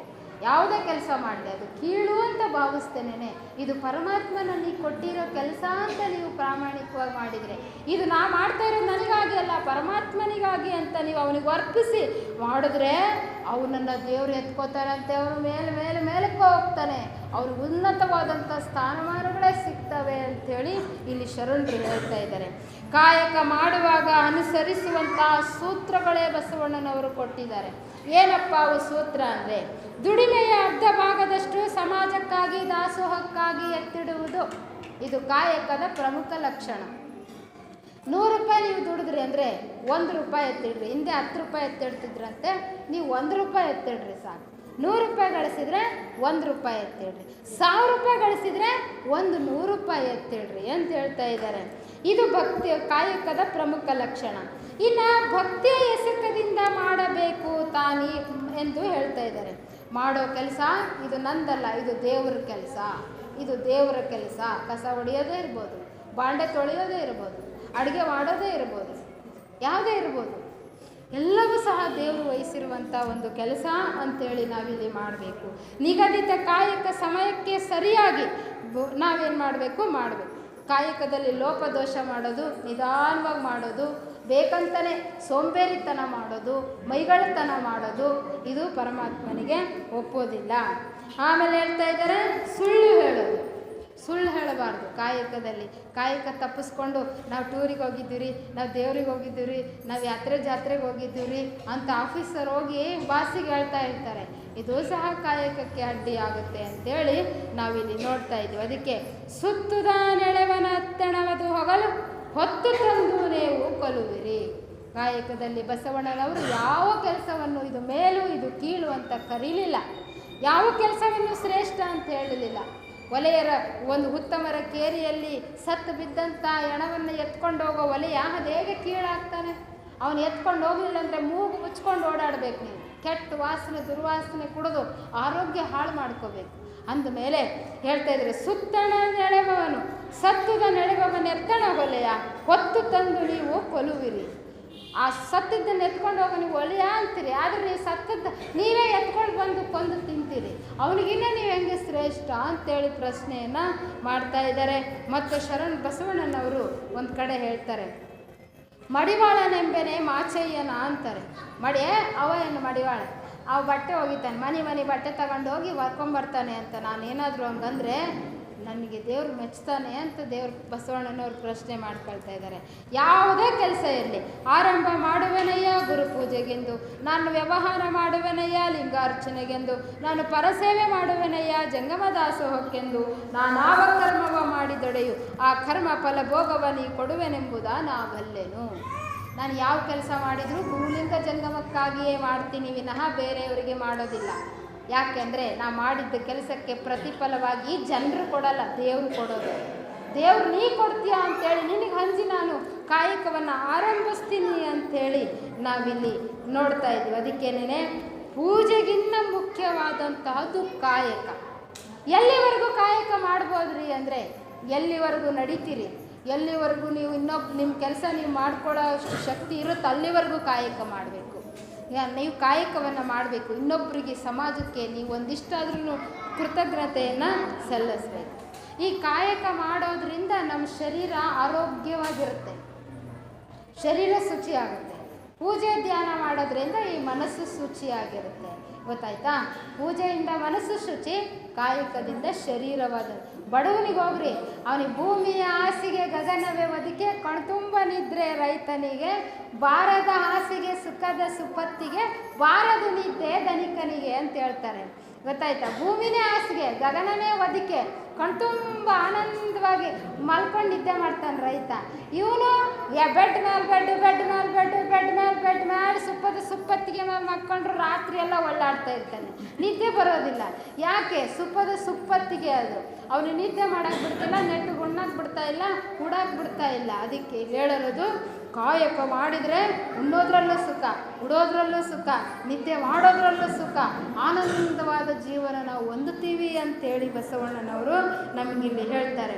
ಅದಕ್ಕೆ ಕೆಲವರು ನಾವು ಹಿಮಾಲಯದಲ್ಲಿ ಹೋಗ್ತೀವಿ, ಅಡವಿ ತಪ್ಪಲು ತಿಂದ್ಕೊಂಡು ಬದುಕ್ತೀವಿ, ಕಾಯಕ ಮಾಡೋದು ಅಗತ್ಯ ಇಲ್ಲ ಅಂದರೆ ನೀನು ಋಣಗೇಡಿ, ನೀನು ಋಣದಲ್ಲಿದೆಯಾ ಸಮಾಜದಲ್ಲಿ ಅಂತೇಳಿ ನಾವು ತಿಳ್ಕೊಬೇಕು.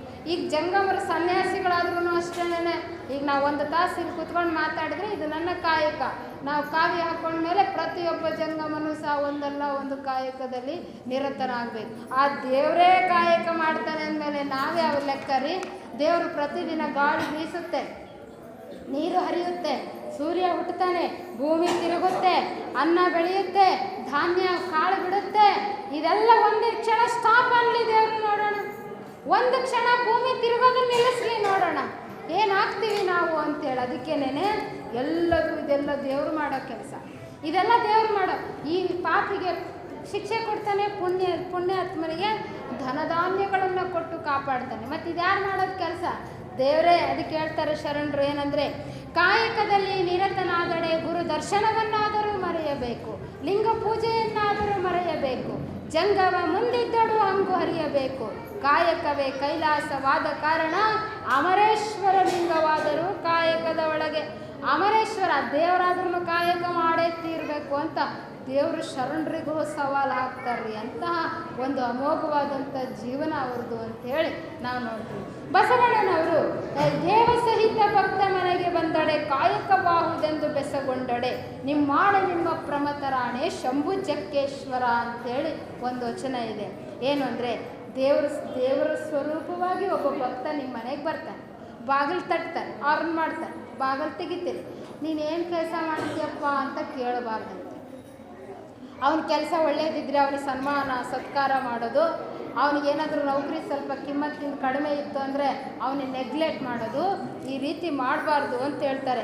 ದೇವ ಸಹಿತ ಭಕ್ತ ಮನೆಗೆ ಬಂದಡೆ ಕಾಯಕವಾಹುದೆಂದು ಬೆಸಗೊಂಡಾಡೆ ನಿಮ್ಮಾಡೆ ನಿಮ್ಮ ಪ್ರಮತರಾಣೆ ಕೂಡಲ ಸಂಗಮ ದೇವ ಅಂತೇಳಿ ಬಸವಣ್ಣನವರು ಹೇಳ್ತಾ ಇದ್ದಾರೆ. ಅದಕ್ಕೆ ಇಲ್ಲಿ ಕಾಸಿ ಕಮ್ಮಾರನಾದ, ಬೀಸಿ ಮಡಿವಾಳನಾದ, ಆಸನಿಕ್ಕಿ ಸಾಲಿಗನಾದ, ವೇದವನೋದಿ ಹಾರುವನಾದ, ಕರ್ಣದಲ್ಲಿ ಜನಿಸಿದವರುಂಟೆ ಜಗದೊಳಗೆ. ಕಾಸಿ ಬಂಗಾರನ ಕಾಸಿ ಕಾಸಿ ಕಾಸಿ ಅವನೇ ಕಬ್ಬಣ ಕಾಸಿ ಕಾಸಿ ಏನಾದ ಕಮ್ಮಾರ ಅನಿಸ್ಕೊಂಡ. ಆಮೇಲೆ ಆ ಬಟ್ಟೆನ ಬೀಸಿ ಬೀಸಿ ತೊಳೆದು ಅವನೇನಾದ ಮಡಿವಾಳ ಆದ.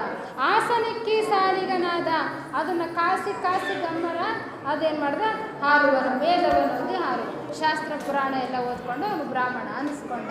ಹಾಗಾದರೆ ಅವರವ್ರ ಕಾರ್ಯಕ್ಕೆ ಅವರು ಹೆಸರು ಹಿಡಿದು ಕರೆದಾರೆ ವಿನಃ ಅದು ಕೀಳು ಅದು ಮೇಲು ಅಂತೇಳಿ ಬಸವಣ್ಣನವರು ಪರಿಗಣಿಸಿಲ್ಲ. ಶೆಟ್ಟಿ ಎಂಬನೆ ಶಿರಿಯಾಳನ, ಮಾದಾರನೆಂಬನೆ ಚೆನ್ನಯ್ಯನ, ಡೋಹಾರನೆಂಬನೆ ಕಕ್ಕಯ್ಯನ, ಮಡಿವಾಳನೆಂಬನೆ ಮಾಚಯ್ಯನ, ಆನು ಹಾರುವನೆಂದಡೆ ಲಿಂಗ ಕೂಡಲ ಸಂಗಮ ದೇವ ಎನ್ನ ನಾಲಿಗೆ ಕೊಯ್ವನಯ್ಯ ಅಂತ ಹೇಳಿ. ಏನು ಅಂದರೆ ಇವನು ಶೆಟ್ಟಿ ಅಂಥೇಳಿ ಸಿರಿವಾಳನ್ನು ಕರೆಯೋಕ್ಕಾಗುತ್ತೆ, ಇವನು ಮಾದಾರ ಅಂತ ಚೆನ್ನೈನ ಕೀಳಾಗಿ ನೋಡೋಕ್ಕಾಗುತ್ತೆ, ಇವನು ಡೋಹಾರ ಅಂತ ಕಕ್ಕಯ್ಯನ್ನೇನಾದರೂ ಕೆಳಮಟ್ಟದಲ್ಲಿ ಮಾತನಾಡ್ಸೋಕ್ಕಾಗುತ್ತೆ. ಬಟ್ಟೆ ಒಗೆಯೋ ಅಗಸ ಅಂತೇಳಿ ಮಡಿವಾಳನ್ನು ಮಾತಾಡಿದರೆ ನಾನು ಬ್ರಾಹ್ಮಣ ಮನೆತನದಿಂದ ಬಂದವನು ಶ್ರೇಷ್ಠ ಅಂತ ನಾನೇನಾದರೂ ಅಂದ್ಕೊಂಡ್ರೆ ದೇವ ನೀನೇ ಶಿಕ್ಷೆ ಕೊಡು ನನಗೆ ಅಂಥೇಳಿ ಬಸವಣ್ಣನವರು ಹಾಡಿದ ಮಾತು ನುಡಿದಂತೆ ನಡೆದಂತೆ ಅವರು ನುಡಿತಾ ಇದ್ದಾರೆ. ಅದಕ್ಕೆ ಇದು ಬಸವಣ್ಣನವರು ಕಾಯಕ ಎನ್ನುವಂಥ ಸಿದ್ಧಾಂತವನ್ನು ಇಲ್ಲಿ ಕೊಡ್ತಾ ಇದ್ದಾರೆ. ಹಾಗಾದರೆ ಕಾಯಕ ಅನ್ನೋದು ಉತ್ತರಾರ್ಧ ಆದರೆ ಪೂರ್ವಾರ್ಧ ಏನಪ್ಪ ಅಂದರೆ ದಾಸೋಹ. ನಾಣ್ಯದ ಎರಡು ಮುಖ ರಾಜ ರಾಣಿ ಅಂತ ಹೆಂಗಿರುತ್ತಲ್ಲ, ಒಂದು ಭಾಗದ್ದು ಕಾಯಕ ಅಂತಾದರೆ ಇನ್ನೊಂದು ಭಾಗದ್ದು ದಾಸೋಹ. ವಿಶ್ವದಲ್ಲಿ ಎಲ್ಲ ಧರ್ಮಗಳಿಗಿಂತ ಅತ್ಯಂತ ಹೆಚ್ಚು ಮಹತ್ವವನ್ನು ದಾಸೋಹಕ್ಕೆ ಕೊಟ್ಟಿರೋ ಧರ್ಮ ಯಾವುದಾದ್ರೂ ಇದ್ದರೆ ಅದು ಲಿಂಗಾಯತ ಧರ್ಮ. ಗೊತ್ತಾಯ್ತಾ? ದಾಸೋಹಕ್ಕೆ ಬಹಳ ಒಂದು ಹೆಚ್ಚಿನ ಸ್ಥಾನವನ್ನು ನಾವಿಲ್ಲಿ ನೋಡ್ತಾ ಇದ್ವಿ. ಅದಕ್ಕೆ ದಾಸೋಹ ಅಂತಂದರೆ ಬೇರೆ, ದಾನ ಅಂದ್ರೇ ಬೇರೆ. ಈ ದಾನ ಕೊಡೋರು ಹೆಂಗೆ ಅಂದರೆ ನಾನು ಶ್ರೀಮಂತ, ನಾನು ಕೊಟ್ಟೆ ಅಂತ ಅಹಂಕಾರ ಬರುತ್ತೆ. ಈ ದಾಸೋಹಕ್ಕೆ ಕೊಡ್ತಾರಲ್ಲ ಅವ್ರಿಗೆ ಅಹಂಕಾರ ಬರಲ್ಲ. ದೇವ್ರು ಕೊಟ್ಟ ಎಲ್ಲರೂ ಉಂಟು, ಎಲ್ಲರಿಗೂ ಒಂದಿಷ್ಟು ಅನ್ನ ಹಾಕುವ ಭಾಗ್ಯ ನನಗೂ ಸಿಕ್ತು ಅಂತ ಹೇಳ್ತಾರೆ. ಆಮೇಲೆ ಶಿವನ ಕೊಡುಗೆ ಇದು ಶಿವನಿಗೆ ಅರ್ಪಿತ ಆಯಿತು ಅಂತ ದಾಸೋಹದಲ್ಲಿ ಭಾವನೆ ಬರುತ್ತೆ. ಆಮೇಲೆ ನಾವೆಲ್ಲರೂ ಒಂದೇ ಅಂದಮೇಲೆ ಕೊಡೋದ್ರಲ್ಲಿ ಏನು ಬಂತು, ಇಸ್ಕೊಳ್ಳೋದ್ರಲ್ಲಿ ಏನು ಬಂತು, ಇವತ್ತು ನಾ ಕೊಟ್ಟಿನಿ ನಾಳೆ ಅವನು ಕೊಡ್ತಾನೆ ಅನ್ನುವಂಥ ಸಾಮಾಜಿಕ ಭಾವನೆ ಬರುತ್ತೆ. ಆಮೇಲೆ ಈ ದಾಸೋಹದಲ್ಲಿ ಮರುಕ ಇರಲ್ರಿ. ದಾನಿಗಳಿಗೆ ಮರುಕ ಇರುತ್ತೆ. ನಾ ಕೊಟ್ಟಿದ್ದೀನಿ ನನಗೆ ವಾಪಸ್ ಕೊಡಲಿಲ್ಲ, ನೀನು ಎಂತನೋ ನೀನು ಅಂತ ಅಹಂಕಾರ ಮತ್ತು ಮರುಕಯ್ಯೋ ನಾ ಕೊಟ್ಟೀನಿ ಅಂತ ಅವನು ಬದುಕಾನೆ, ಇಲ್ಲಂದಿದ್ರೆ ಇಷ್ಟೊತ್ತಿಗೆ ಏನಾಗಿ ಸಾಯ್ತಿದ್ನೋ ಏನೋ ಮರುಕ. ಎರಡೂ ಇರೋದಿಲ್ಲ ದಾನದಲ್ಲಿ.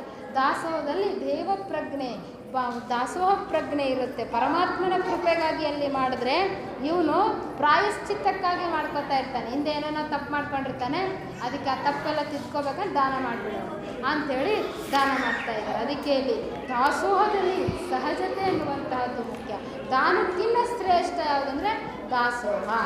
ಮನೆ ನೋಡ ಬಡವರು ಮನ ನೋಡ ಘನ, ಸೋಂಕಿನಲ್ಲಿ ಸುಖಿ ಸರ್ವಾಂಗಕ್ಕಲಿಗಳು, ಪಸರಕ್ಕನವಿಲ್ಲ ಬಂದ ತಾತ್ಕಾಲಕ್ಕುಂಟು, ಕೂಡಲ ಸಂಗಮ ದೇವನ ಶರಣರು ಸ್ವತಂತ್ರ ಧೀರರು ಅಂತ ಹೇಳಿದ್ರು. ಏನಪ್ಪ ಈ ವಚನ ಅಂದರೆ, ಮನೆ ಬಡತನದಲ್ಲಿದೆ, ಮನಸ್ಸು ಬಹಳ ಸಿರಿವಂತರಿದ್ದಾರೆ, ಆಮೇಲೆ ಪಸಾರಕ್ಕನವಿಲ್ಲ, ಬಂದವರಿಗೆ ಇಡೋಕೆ ಮಾಡೋಕೆ ಅಪ್ಕೊಳ್ಳೋಕೆ ನನ್ನವರು ಬಾಂಧವರು ಅಂತ ಅಪ್ಕೊಳ್ಳೋಕ್ಕೆ ಗುಣಗಳಲ್ಲಿ ಕೊರತೆ ಇಲ್ಲ ಅಂದಮೇಲೆ ಅವರು ಲಿಂಗದೇವನ ಶರಣರು ಯಾರಿಗೂ ಅಂಜೋದಿಲ್ಲ, ಅವರು ಸ್ವತಂತ್ರ ಧೀರರು ಅಂಥೇಳಿ ಇಲ್ಲಿ ಹೇಳ್ತಾ ಇದ್ದಾರೆ. ಅದಕ್ಕೆ ಇದ್ದೂ ಇಲ್ಲದಂತೆ, ಇಲ್ಲದಿದ್ದರೂ ಇದ್ದಂತೆ, ನಾವು ನೋಡ್ತಾ ಇದ್ವಿ. ಅನೇಕ ಜನ ದಾಸೋಹ ಮಾಡ್ಬೇಕ್ರಿ ಅಂತ ಸಾಲ ಮಾಡಿ ನೂಲ ಮಾಡಿ ಮಾಡೋಗಿಲ್ಲ. ನಿಮ್ಮಲ್ಲಿ ಇರೋದನ್ನಷ್ಟೇ ಕೊಡಬೇಕು, ಸಾಲ ಮಾಡಬೇಕು. ಎಲ್ಲರೂ ಮಾಡ್ತಾರೆ, ನಾ ಮಾಡದಿದ್ರೆ ಹೆಂಗೆ ಅಂತ ಸಾಲ ನೂಲ ಮಾಡೋದು, ದಾಸೋಹ ಮಾಡೋದು ಇದೂ ಸಹ ಇಲ್ಲ. ನಿಮ್ಮ ಶಕ್ತಿಯಾನುಸಾರವಾಗಿ ದಾಸೋಹವನ್ನು ಮಾಡ್ರಿ ಅಂತಾರೆ. ಬಾಳತ್ವಕ್ಕೆಂದು ಮಧುವ ತಂದು ಒಡನ ತುಂಬಿದ ಜೇನು ಉಳುವಿನಂತೆ ತಾನುಂಬುದು ತನ್ನೆಂಜಲ ಜಗವುಂಬುದು ನೋಡಯ್ಯ. ಶಿವಭಕ್ತನಾಗಿ ಶಿವಾನ್ನವನೇ ಕೊಂಡು ಒಕ್ಕಮಿಕ್ಕ ಪ್ರಸಾದವ ಜಂಗಮಕ್ಕಿಕ್ಕುವಾತನೇ ಭಕ್ತ ಕೊಂಬುವಾತನೇ ಜಂಗಮ. ಏನಪ್ಪ ಈ ವಚನದ ಅರ್ಥ ಅಂದರೆ, ನಾನು ಸುಖವಾಗಿರಬೇಕು, ನಾನು ಸಂತೋಷವಾಗಿರಬೇಕು ಅಂತ ಒಂದು ಜೇನು ಮರ ಮರ ಮರ ಹೂವು ಹೂವು ಹೂವು ಬಳ್ಳಿ ಬಳ್ಳಿ ಬಳ್ಳಿ ಎಲ್ಲ ತಿರುಗಿ ಮಕರಂದವನ್ನು ಹೀರ್ಕೊಂಡು ಬರುತ್ತೆ. ಹೀರ್ಕೊಂಡು ಬಂದು ಜೇನುಗೂಡಲ್ಲಿ ಸಿಹಿಯಾದಂಥ ಜೇನುತುಪ್ಪವನ್ನು ಶೇಖರಣೆ ಮಾಡುತ್ತೆ. ಅದು ತನಗೆ ಎಷ್ಟು ಬೇಕೋ ಅಷ್ಟು ತಿನ್ನುತ್ತೆ, ಮಲಮೂತ್ರ ಮಾಡಿಕೊಳ್ಳುತ್ತೆ. ಆ ಮಲವನ್ನು ಜಗತ್ತೆಲ್ಲ ತಿಂತಾ ಇದೆ. ಇವತ್ತು ಜೇನುತುಪ್ಪ ಹೆಂಗೆ ಆ ಜೇನು ಹುಳುವಿನ ಸಂಡಾಸದು, ಆದರೂ ಇಡೀ ಜಗತ್ತಿಗೆ ಎಂತಹ ಅಮೃತಮಯವಾದಂಥ ಜೇನುತುಪ್ಪ. ಹೌದಿಲ್ಲ? ಜೇನುತುಪ್ಪ ಯಾರಿಗೆ ನೀವು ಡಾಕ್ಟ್ರ್ ಹೇಳ್ತಾರೆ, ಜೇನುತುಪ್ಪ ಆಯುರ್ವೇದದಲ್ಲಿ ಜೇನುತುಪ್ಪ ಅಂದರೆ ದೇವ್ರು ಕೊಟ್ಟಿರೋ ಔಷಧ ಥರ ಅಂತ ಹೇಳ್ತಾರೆ. ಜೇನುತುಪ್ಪ ಇಲ್ಲದೆ ಯಾವ ಮೆಡಿಷನ್ನು ಹೇಳೋದಿಲ್ಲ ಆಯುರ್ವೇದದಲ್ಲಿ. ಅದೆಷ್ಟು ತ್ಯಾಗ ಮಾಡ್ತೀವಿ. ಒಂದು ಹುಳ, ಇಷ್ಟೇ ಒಂದು ಹುಳ ತಾನು ಉಂಡು ನನಗೆ ಬೇಕು ಅಂತ ಎತ್ತಿಟ್ಕೊಂಡಿದ್ದಿದ್ರೆ ನಮಗೆ ಜೇನುತುಪ್ಪ ಸಿಕ್ತಿತ್ತೇನೂ ಇಲ್ಲ. ಹಾಗೆ ಭಕ್ತನಾದವನು ತಾನು ಗಳಿಸಿದ್ದನ್ನು ತನಗೇ ಅಂತ ಇಟ್ಕೊಂಡು ಒಂದಿಷ್ಟಾದ್ರೂ ಇನ್ನೊಬ್ಬರು ಉಂಡ್ಲಿ ಅಂತ ಎತ್ತಿಟ್ರೆ ಆ ಜೇನು ಉಳಿವಿನಷ್ಟೇ ಸಾರ್ಥಕ ಜೀವನ ಇವರಿಗೂ ಇಲ್ಲ ಆಗುತ್ತೆ ಅಂತೇಳಿ ಇಲ್ಲಿ ಶರಣರು ಹೇಳ್ತಾ ಇದ್ದಾರೆ. ಅದಕ್ಕೆ ಜಂಗಮನಾದವನ ಕರ್ತವ್ಯ ಏನು ಅಂದರೆ, ಯಾರಾದರೂ ಕೊಟ್ಟರೆ ಇಸ್ಕೋಬೇಕು, ಬ್ಯಾಡ್ರಿ ಅನ್ನೋದಿಲ್ಲ. ಯಾಕೆಂದರೆ ಸಮಾಜಕ್ಕೆ ಅವನು ಕೊಡ್ತಾ ಇದ್ದಾನೆ, ಅವನ ಜೀವನನೇ ಸಮಾಜಕ್ಕೆ. ಹಾಗಾಗಿ ಭಕ್ತ ಕೊಡಬೇಕು, ಜಂಗಮ ಇಸ್ಕೋಬೇಕು ಅಂತೇಳಿ ಇಲ್ಲಿ ಹೇಳ್ತಾ ಇದ್ದಾರೆ. ಜೇನುತುಪ್ಪ ತಿನ್ನಾರೇ ಇಲ್ಲಾಂದರೆ ಹುಳ ಯಾರಿಗೆ ಕೊಡಬೇಕು? ಈಗ ನಿಮ್ಮ ಮನೆಗೆ ದಾಸೋಹ ಮಾಡ್ತೀನಿ ಅಂದರೆ ನಿಮ್ಮ ಮನೆ ಜನ ಬರ್ತಾರೇನೋ? ಇಲ್ಲ. ನಾ ಇಲ್ಲಿ ಪ್ರವಚನ ಹೇಳ್ತೀನಿ ಅಂತ ಇಷ್ಟು ಜನ ಬಂದರು, ಅವ್ರಿಗೆಲ್ಲ ನೀವೊಬ್ಬರು ದನಿಗಳು ಯಾರೋ ಇದ್ದಂತಾರ ಅನ್ನ ದಾಸೋಹ ಮಾಡಿದ್ರಿ. ನಿಮಗೂ ಬಂತು ಪುಣ್ಯ, ನಮಗೂ ಬಂತು. ನೀವು ಕೊಡಲಿಲ್ಲ, ನಾವು ಕೂಡಲಿಲ್ಲ ಅಂದರೆ ಒಬ್ರಿಗೊಬ್ರಿಗೆ ಅವಿನಾಭಾವವಾದ ಭಕ್ತ ಮತ್ತು ಜಂಗಮನಿಗೆ ಒಂದು ರೀತಿಯಾದಂಥ ಸಂಬಂಧ ಇದೆ. ಅದು ಬಸವಣ್ಣನವರು ಅದನ್ನು ನಮಗೆ ಕಲಿಸ್ಕೊಟ್ಟಿದೆ. ಯಾವ ಧರ್ಮದಲ್ಲಿಯೂ ಈ ಜಂಗಮ ಅನ್ನುವಂಥ ಪರಿಕಲ್ಪನೆ ಇಲ್ಲಿ ಇಲ್ಲ. ಅದಕ್ಕೆ ಓಡಲಾಗದು ಮೃಗವು ಸೊಣಗಂಗೆ ಮಾಂಸವ ಕೊಡುವಂತೆ ಮಾಡಲಾಗದು ಭಕ್ತ ಕೊಡಲಾಗದು ಜಂಗಮ ಹರಿಯರು ನರಮಾಂಸವ ವಂಚಿಸುವರೆ ತನುಕ್ಕಿ ಮನಮುಕ್ಕಿ ಮಾಡಬೇಕು ಭಕ್ತಿಯ ಮಾಡಿಸಿಕೊಳ್ಳಬೇಕು ಜಂಗಮ ಕೂಡಲ ಸಂಗಮ ದೇವ. ತನುವನ್ನು ಗುರುವಿಗೆ, ಮನಸ್ಸನ್ನು ಲಿಂಗಕ್ಕೆ, ಧನವನ್ನು ಜಂಗಮನಿಗೆ. ಅಂದರೆ ಈಗ ನಿಮ್ಮ ಮನೆ ಮುಂದೆ ಬಂದು ದಾಸೋಹ ಮಾಡ್ರಿ ಅಂದರೆ ಯಾರೂ ಬರೋಲ್ಲ. ಜಂಗಮರಲ್ಲಿ ನೀವು ಬಂದು ನೀವು ಕೊಟ್ಟರೆ ದುಡ್ಡು. ನಾವು ಮಠಮಾನ್ಯಗಳಲ್ಲಿ ಬರೋ ಭಕ್ತರಿಗೆ ನಾವೇನು ಮಾಡ್ತೀವಿ, ದಾಸೋಹ ಮತ್ತು ಏನು ಮಾಡ್ತೀವಿ, ಕಾರ್ಯಕ್ರಮಗಳು, ಇವೆಲ್ಲ ಸಾಮಾಜಿಕ ಕಾರ್ಯಕ್ರಮಗಳಲ್ಲಿ ನಿಮ್ಮ ದುಡ್ಡು ವಿನಿಯೋಗ ಆಗುತ್ತೆ. ಅದು ನಿಮಗೆ ಸಾರ್ಥಕದ ಜೀವನವನ್ನು ತಂದು ಕೊಡ್ತಾ ಇದೆ ಅಂಥೇಳಿ ಬಸವಣ್ಣನವರು ಹೇಳ್ತಾರೆ. ಮತ್ತೊಂದು ಕಡೆ ಏನು ಅಂದರೆ, ಬಾಂಡವ ತುಂಬಿದ ಬಳಿಕ ಸಂಘವ ತೆತ್ತಲ್ಲದೆ ವಿರಹಿತ ಹೋಗಬಾರದು. ಕಳ್ಳನಾಣ್ಯ ಸಲುಗೆಗೆ ಸಲ್ಲದು, ಕಳ್ಳನಾಣ್ಯವ ಸಲ್ಲಲಿಯರಯ್ಯ. ಭಕ್ತಿ ಎಂಬ ಬಾಂಡಕ್ಕೆ ಜಂಗಮನೇ ಸೋಂಕಿಗ ಕೂಡಲ ಸಂಗಮ ದೇವ. ಭಕ್ತಿ ಮಾಡ್ತಾ ಇದ್ದಾನೆ, ಧ್ಯಾನ ಮಾಡ್ತಾ ಇದ್ದಾನೆ, ಸಾಧನೆ ಮಾಡಿದ್ದಾನೆ, ತಗೊಂಡು ಏನು ಮಾಡ್ಬೇಕು, ತೊಳ್ಕೊಂಡು ಕುಡಿಬೇಕಾ ಅಂತ ಹೇಳ್ತಾ ಇದ್ದಾರೆ ಬಸವಣ್ಣನವರು. ಬಾಂಡವ ತುಂಬಿದ ಬಳಿಕ ಸುಂಕವ ತೆತ್ತಲ್ಲದೆ, ಭಾಳ ಭಕ್ತಿ ಮಾಡಿ ನೀನು ತುಂಬ ಗಳಿಸಿದೆ ಅಂದರೆ ಅದು ದಾಸೋಹದಲ್ಲಿ ಸವಿಬೇಕಂತೆ. ಈಗ ನೀವೆಲ್ಲ ಗಳಿಸಿರ್ತೀರಿ, ವ್ಯಾಪಾರ ಮಾಡಬೇಕು, ಇನ್ನೊಂದು ನಗರದಿಂದ ಮತ್ತೊಂದು ನಗರಕ್ಕೆ ಹೋಗ್ಬೇಕು. ಆವಾಗ ರೋಡಲ್ಲಿ ಏನು ಮಾಡ್ತಾರೆ, ಟ್ಯಾಕ್ಸ್ ಕಟ್ಕೋತಾರೆ. ಹೌದಿಲ್ಲ? Road tax. ರಾಜ್ಯದಿಂದ ರಾಜ್ಯಕ್ಕೆ ಹೋಗ್ಬೇಕಂದ್ರೆ ಟ್ಯಾಕ್ಸ್ ಕಟ್ಕೋತಾರೆ. ಒಂದು ಬಾಡಿಗೆ ಮನೆಗಿರಬೇಕು ಅಂದರೆ ಟ್ಯಾಕ್ಸ್ ಬಾಡಿಗೆ ತಗೋತಾರೆ. ಸರ್ಕಾರದವರು ಕೂಡ ನಿಮ್ಗೆ ಇಷ್ಟು ಗಳಿಸಿದಿರಿ, ಇಷ್ಟು ದುಡ್ಡು ಅಂತೇಳಿ ಟ್ಯಾಕ್ಸ್ ತಗೋತಾರೆ. ಎಲ್ಲರೂ ಟ್ಯಾಕ್ಸ್ ತಗೋತಾರೆ. ಮತ್ತು ದೇವರಿಗೆ ಹೆಂಗೆ ಟ್ಯಾಕ್ಸ್ ಕೊಡಬೇಕು? ನೀವು ಜಂಗಮನಿಗೆ ಕೊಡಬೇಕು. ಜಂಗಮನಿಗೆ ಸಮಾಜನೇ ನಂದು ಅಂತ ಯಾರು ನಡೆಸ್ಕೊಂಡು ಹೋಗ್ತಾ ಇರ್ತಾರಲ್ಲ ಅಂಥ ಜಂಗಮನಿಗೆ ನೀವು ಕೊಟ್ಟರೆ ದೇವರಿಗೆ ಟ್ಯಾಕ್ಸ್ ಕಟ್ಟಂಗೆ, ಸುಂಕ ಕಟ್ಟಿದಂಗೆ. ಭಕ್ತ ಮತ್ತು ಪರಮಾತ್ಮನ ನಡುವೆ ಈ ಟ್ಯಾಕ್ಸ್ನವ್ರು ಯಾರು ಬರ್ತಾರೆ ಅಂದರೆ ಅವರು ಜಂಗಮರು ಅಂತೇಳಿ ಇಲ್ಲಿ ಬಸವಣ್ಣನವರು ಹೇಳ್ತಾರೆ. ದಾಸೋಹಿಗಳಲ್ಲಿ ಹಲವಾರು ಬಗೆ ಇದ್ದಾರೆ. ಆದರೆ ನಾವು ಅನೇಕ ಜನ ಪುಸ್ತಕನ ನಮ್ಮ ಆಶ್ರಮದಲ್ಲಿ ಒಂದು ಪುಸ್ತಕ ಬಿಡುಗಡೆ ಆಗತ್ತೆ ರೀ, ನಿಮ್ಮ ಹೆಸರು ಹಾಕಿಸ್ತೀವಿ, ಒಂದು ಪುಸ್ತಕ ಬಿಡುಗಡೆಗೆ ದುಡ್ಡು ಕೊಡ್ರಿ ಅಂದರೆ ಅದು ಜ್ಞಾನ ದಾಸೋಹ. ಅನಾರೋಗ್ಯದಿಂದ ಬಳಲ್ತಾ ಇದ್ದಾನ್ರಿ, ನೋವಿನ ಮಧ್ಯೆ ಒದ್ದಾಡ್ತಾ ಇದ್ದಾನೆ, ಒಂಚೂರು ಜೀವ ಆದರೂ ದಾನ ಮಾಡ್ರಿ ಅಂದರೆ ನೀವು ರಕ್ತ ದಾನ ಮಾಡ್ತೀರಿ, ಅದು ಜೀವದಾನ ಆಗುತ್ತೆ. ಹಸಿವಿನಿಂದ ಬಳಲ್ತಾ ಇದ್ದಾನ್ರಿ, ಅವನಿಗೆ ಒಂದಿಷ್ಟು ಅನ್ನ ಕೊಡ್ರಿ ಅಂದರೆ ಅನ್ನದಾಸೋಹ ಆಗುತ್ತೆ. ಹೀಗೆ ಅನೇಕ ದಾನಗಳು ಇದ್ದಾವೆ. ಆದರೆ ದಾನನೇ ಮಾಡಲಿಲ್ಲ ಅಂದರೆ ಪರಮಾತ್ಮ ಅವನ್ನ ಮೆಚ್ಚೋದಿಲ್ಲ ಅಂತ ಹೇಳ್ತಾ ಇದ್ದಾರೆ. ಒಂದು ಕಡೆ ಹೇಳ್ತಾರೆ, ಹುಂಬಾಗಳಿಲ್ಲೆನ್ನ ಹುಡುವಾಗಳಿಲ್ಲೆನ್ನ, ತನ್ನ ಬಂಧುಗಳು ಬಂದಾಗ ಇಲ್ಲೆನ್ನ, ಲಿಂಗಕ್ಕೆ ಇಲ್ಲೆನ್ನ ಜಂಗಮಕ್ಕೆ ಇಲ್ಲೆನ್ನ, ಬಂದ ಪುರಾತರಿಗೆ ಇಲ್ಲೆನ್ನ, ಸಾವಾಗ ದೇಹವನ್ನು ದೇಗುಲಕ್ಕೆ ಒಯ್ಯನ್ನ, ದೇವರಿಗೆ ಹಣ ಬಿಟ್ಟು ಹೇಳಿದ್ದೆ ಅಂತ ಹೇಳ್ತಾರೆ. ಈ ವಚನ ಏನು ಹೇಳುತ್ತಾ ಇದೆ ಅಂತಂದರೆ, ಊಟ ಮಾಡಬೇಕಾದ್ರೆ ಒಬ್ರಿಗೆ ಎತ್ತು ಉಣಿಸಿಲ್ಲ, ಉಟ್ಕೋಬೇಕಾದ್ರೆ ಒಬ್ರಿಗೆ ಎತ್ತು ಕೊಟ್ಟಿಲ್ಲ, ಆಮೇಲೆ ಸುಖ ಸುಪ್ಪತ್ತಿಗೆ ಇದ್ದಾಗ ಸಿರಿ ಬಂದ ಕಾಲಕ್ಕೆ ಕರೆದು ದಾನ ಮಾಡಲಿಲ್ಲ, ಪರಿಣಾಮ ಮಾಡಲಿಲ್ಲ ಅಂದಮೇಲೆ ಸಾಯೋ ಟೈಮಿಗೆ ನಾನು ಸಾಯ್ತೀನಿ, ಸ್ವರ್ಗಕ್ಕೆ ಹೋಗಬೇಕು, ದೇವಾಲಯದಲ್ಲಿ ಹೋಗ್ರಿ, ಕರ್ಕೊಂಡು ಹೋಗ್ರಿ, ಕಾಶಿಗೆ ಹೋಗ್ರಿ, ನನ್ನನ್ನು ಗಂಗಾ ನದಿ ದಡದ ಮೇಲೆ ಪ್ರಾಣ ಬಿಡಬೇಕು ಅಂತ ಹೇಳಿದ್ರೆ ದೇವರನ್ನು ಬಿಟ್ಟಿದ್ದಾನ ಅಂತ ಹೇಳ್ತಾ ಇದ್ದಾರೆ ಬಸವಣ್ಣನ. ಲೌಕಿಕವಾದ ಜನಗಳಿಗೆ ಬೇಡವಾದ ನಿನ್ನ ದೇವ್ರ ಹೆಂಗೆ ಇಟ್ಕೋತಾನೆ? ದೇವರೇನು ಇಂಥವ್ರಿಗೆಲ್ಲ ಇಟ್ಕೊಳ್ಳೋಕ್ಕೇನು, ಎಲ್ಲರಿಗೂ ಅಷ್ಟು ಸಲಿಗೆ ಸಿಕ್ಕಿದಾನ ಅಂತೇಳಿ ಬಸವಣ್ಣನವರು ಹೇಳ್ತಾರೆ. ಯಾವುದಕ್ಕೂ ಸಹ ಇವರು ಹೇಳ್ತಾ ಇದ್ದಾರೆ, ದಾನ ಯಾವುದಾದ್ರೂ ಮಾಡಿರಿ, ಜೀವದಾನ ಮಾಡಿರಿ, ಅನ್ನದಾನ ಮಾಡಿರಿ, ವಿದ್ಯಾದಾನ ಮಾಡಿರಿ, ಆಮೇಲೆ ಜಂಗಮಕ್ಕೆ ಕೊಟ್ಟು ನೀವು ಮಾಡಿರಿ. ಆದರೆ ಭಕ್ತನಾದವನು, ಈಗ ಬೇರೆ ಧರ್ಮೀಯರೆಲ್ಲ ಅವರವ್ರ ಹಬ್ಬಗಳಲ್ಲಿ ಬಟ್ಟೆ ವಸ್ತ್ರ ದುಡ್ಡು ವಿತರಣೆ ಮಾಡ್ತಾರಿಲ್ಲ, ನೋಡಿದಿರಿಲ್ಲ, ಅವರವ್ರ ಗ್ರಂಥಗಳಲ್ಲಿ ಬರೆದಿರುತ್ತೆ. ಆದರೆ ಬಸವಣ್ಣನವರು ಸಹ ವಚನ ಸಾಹಿತ್ಯದಲ್ಲೇ ಬರೆದಿದ್ದಾರೆ, ಎಲ್ಲರೂ ಕಡ್ಡಾಯವಾಗಿ ಒಂದಲ್ಲ ಒಂದು ರೀತಿ ದಾನ ಮಾಡಿದರೆ ನಮ್ಮ ಜೀವನ ಸಾರ್ಥಕ ಆಗುತ್ತೆ ಅಂತ ತಿಳಿಸ್ತಾ ನನ್ನ ಮಾತಿಗೆ ವಿರಾಮವನ್ನು ಇಡ್ತೀನಿ. ಶರಣ ಬಂಧುಗಳೇ, ಇದುವರೆಗೂ ಸಹ ಶಾಂತ ರೀತಿಯಿಂದ ಕುಳಿತು ಒಂದೆರಡು ಮಾತನ್ನು ಕೇಳಿದಿರಿ. ತಮ್ಮೆಲ್ಲರಿಗೂ ಶರಣಾರ್ಥಿಗಳು. ನಾಳೆ 3ನೇ ತಾರೀಕು 1 ಗಂಟೆಗೆ ಮಾತೆ ಗಂಗಾದೇವಿ ತಾಯಿಯವರು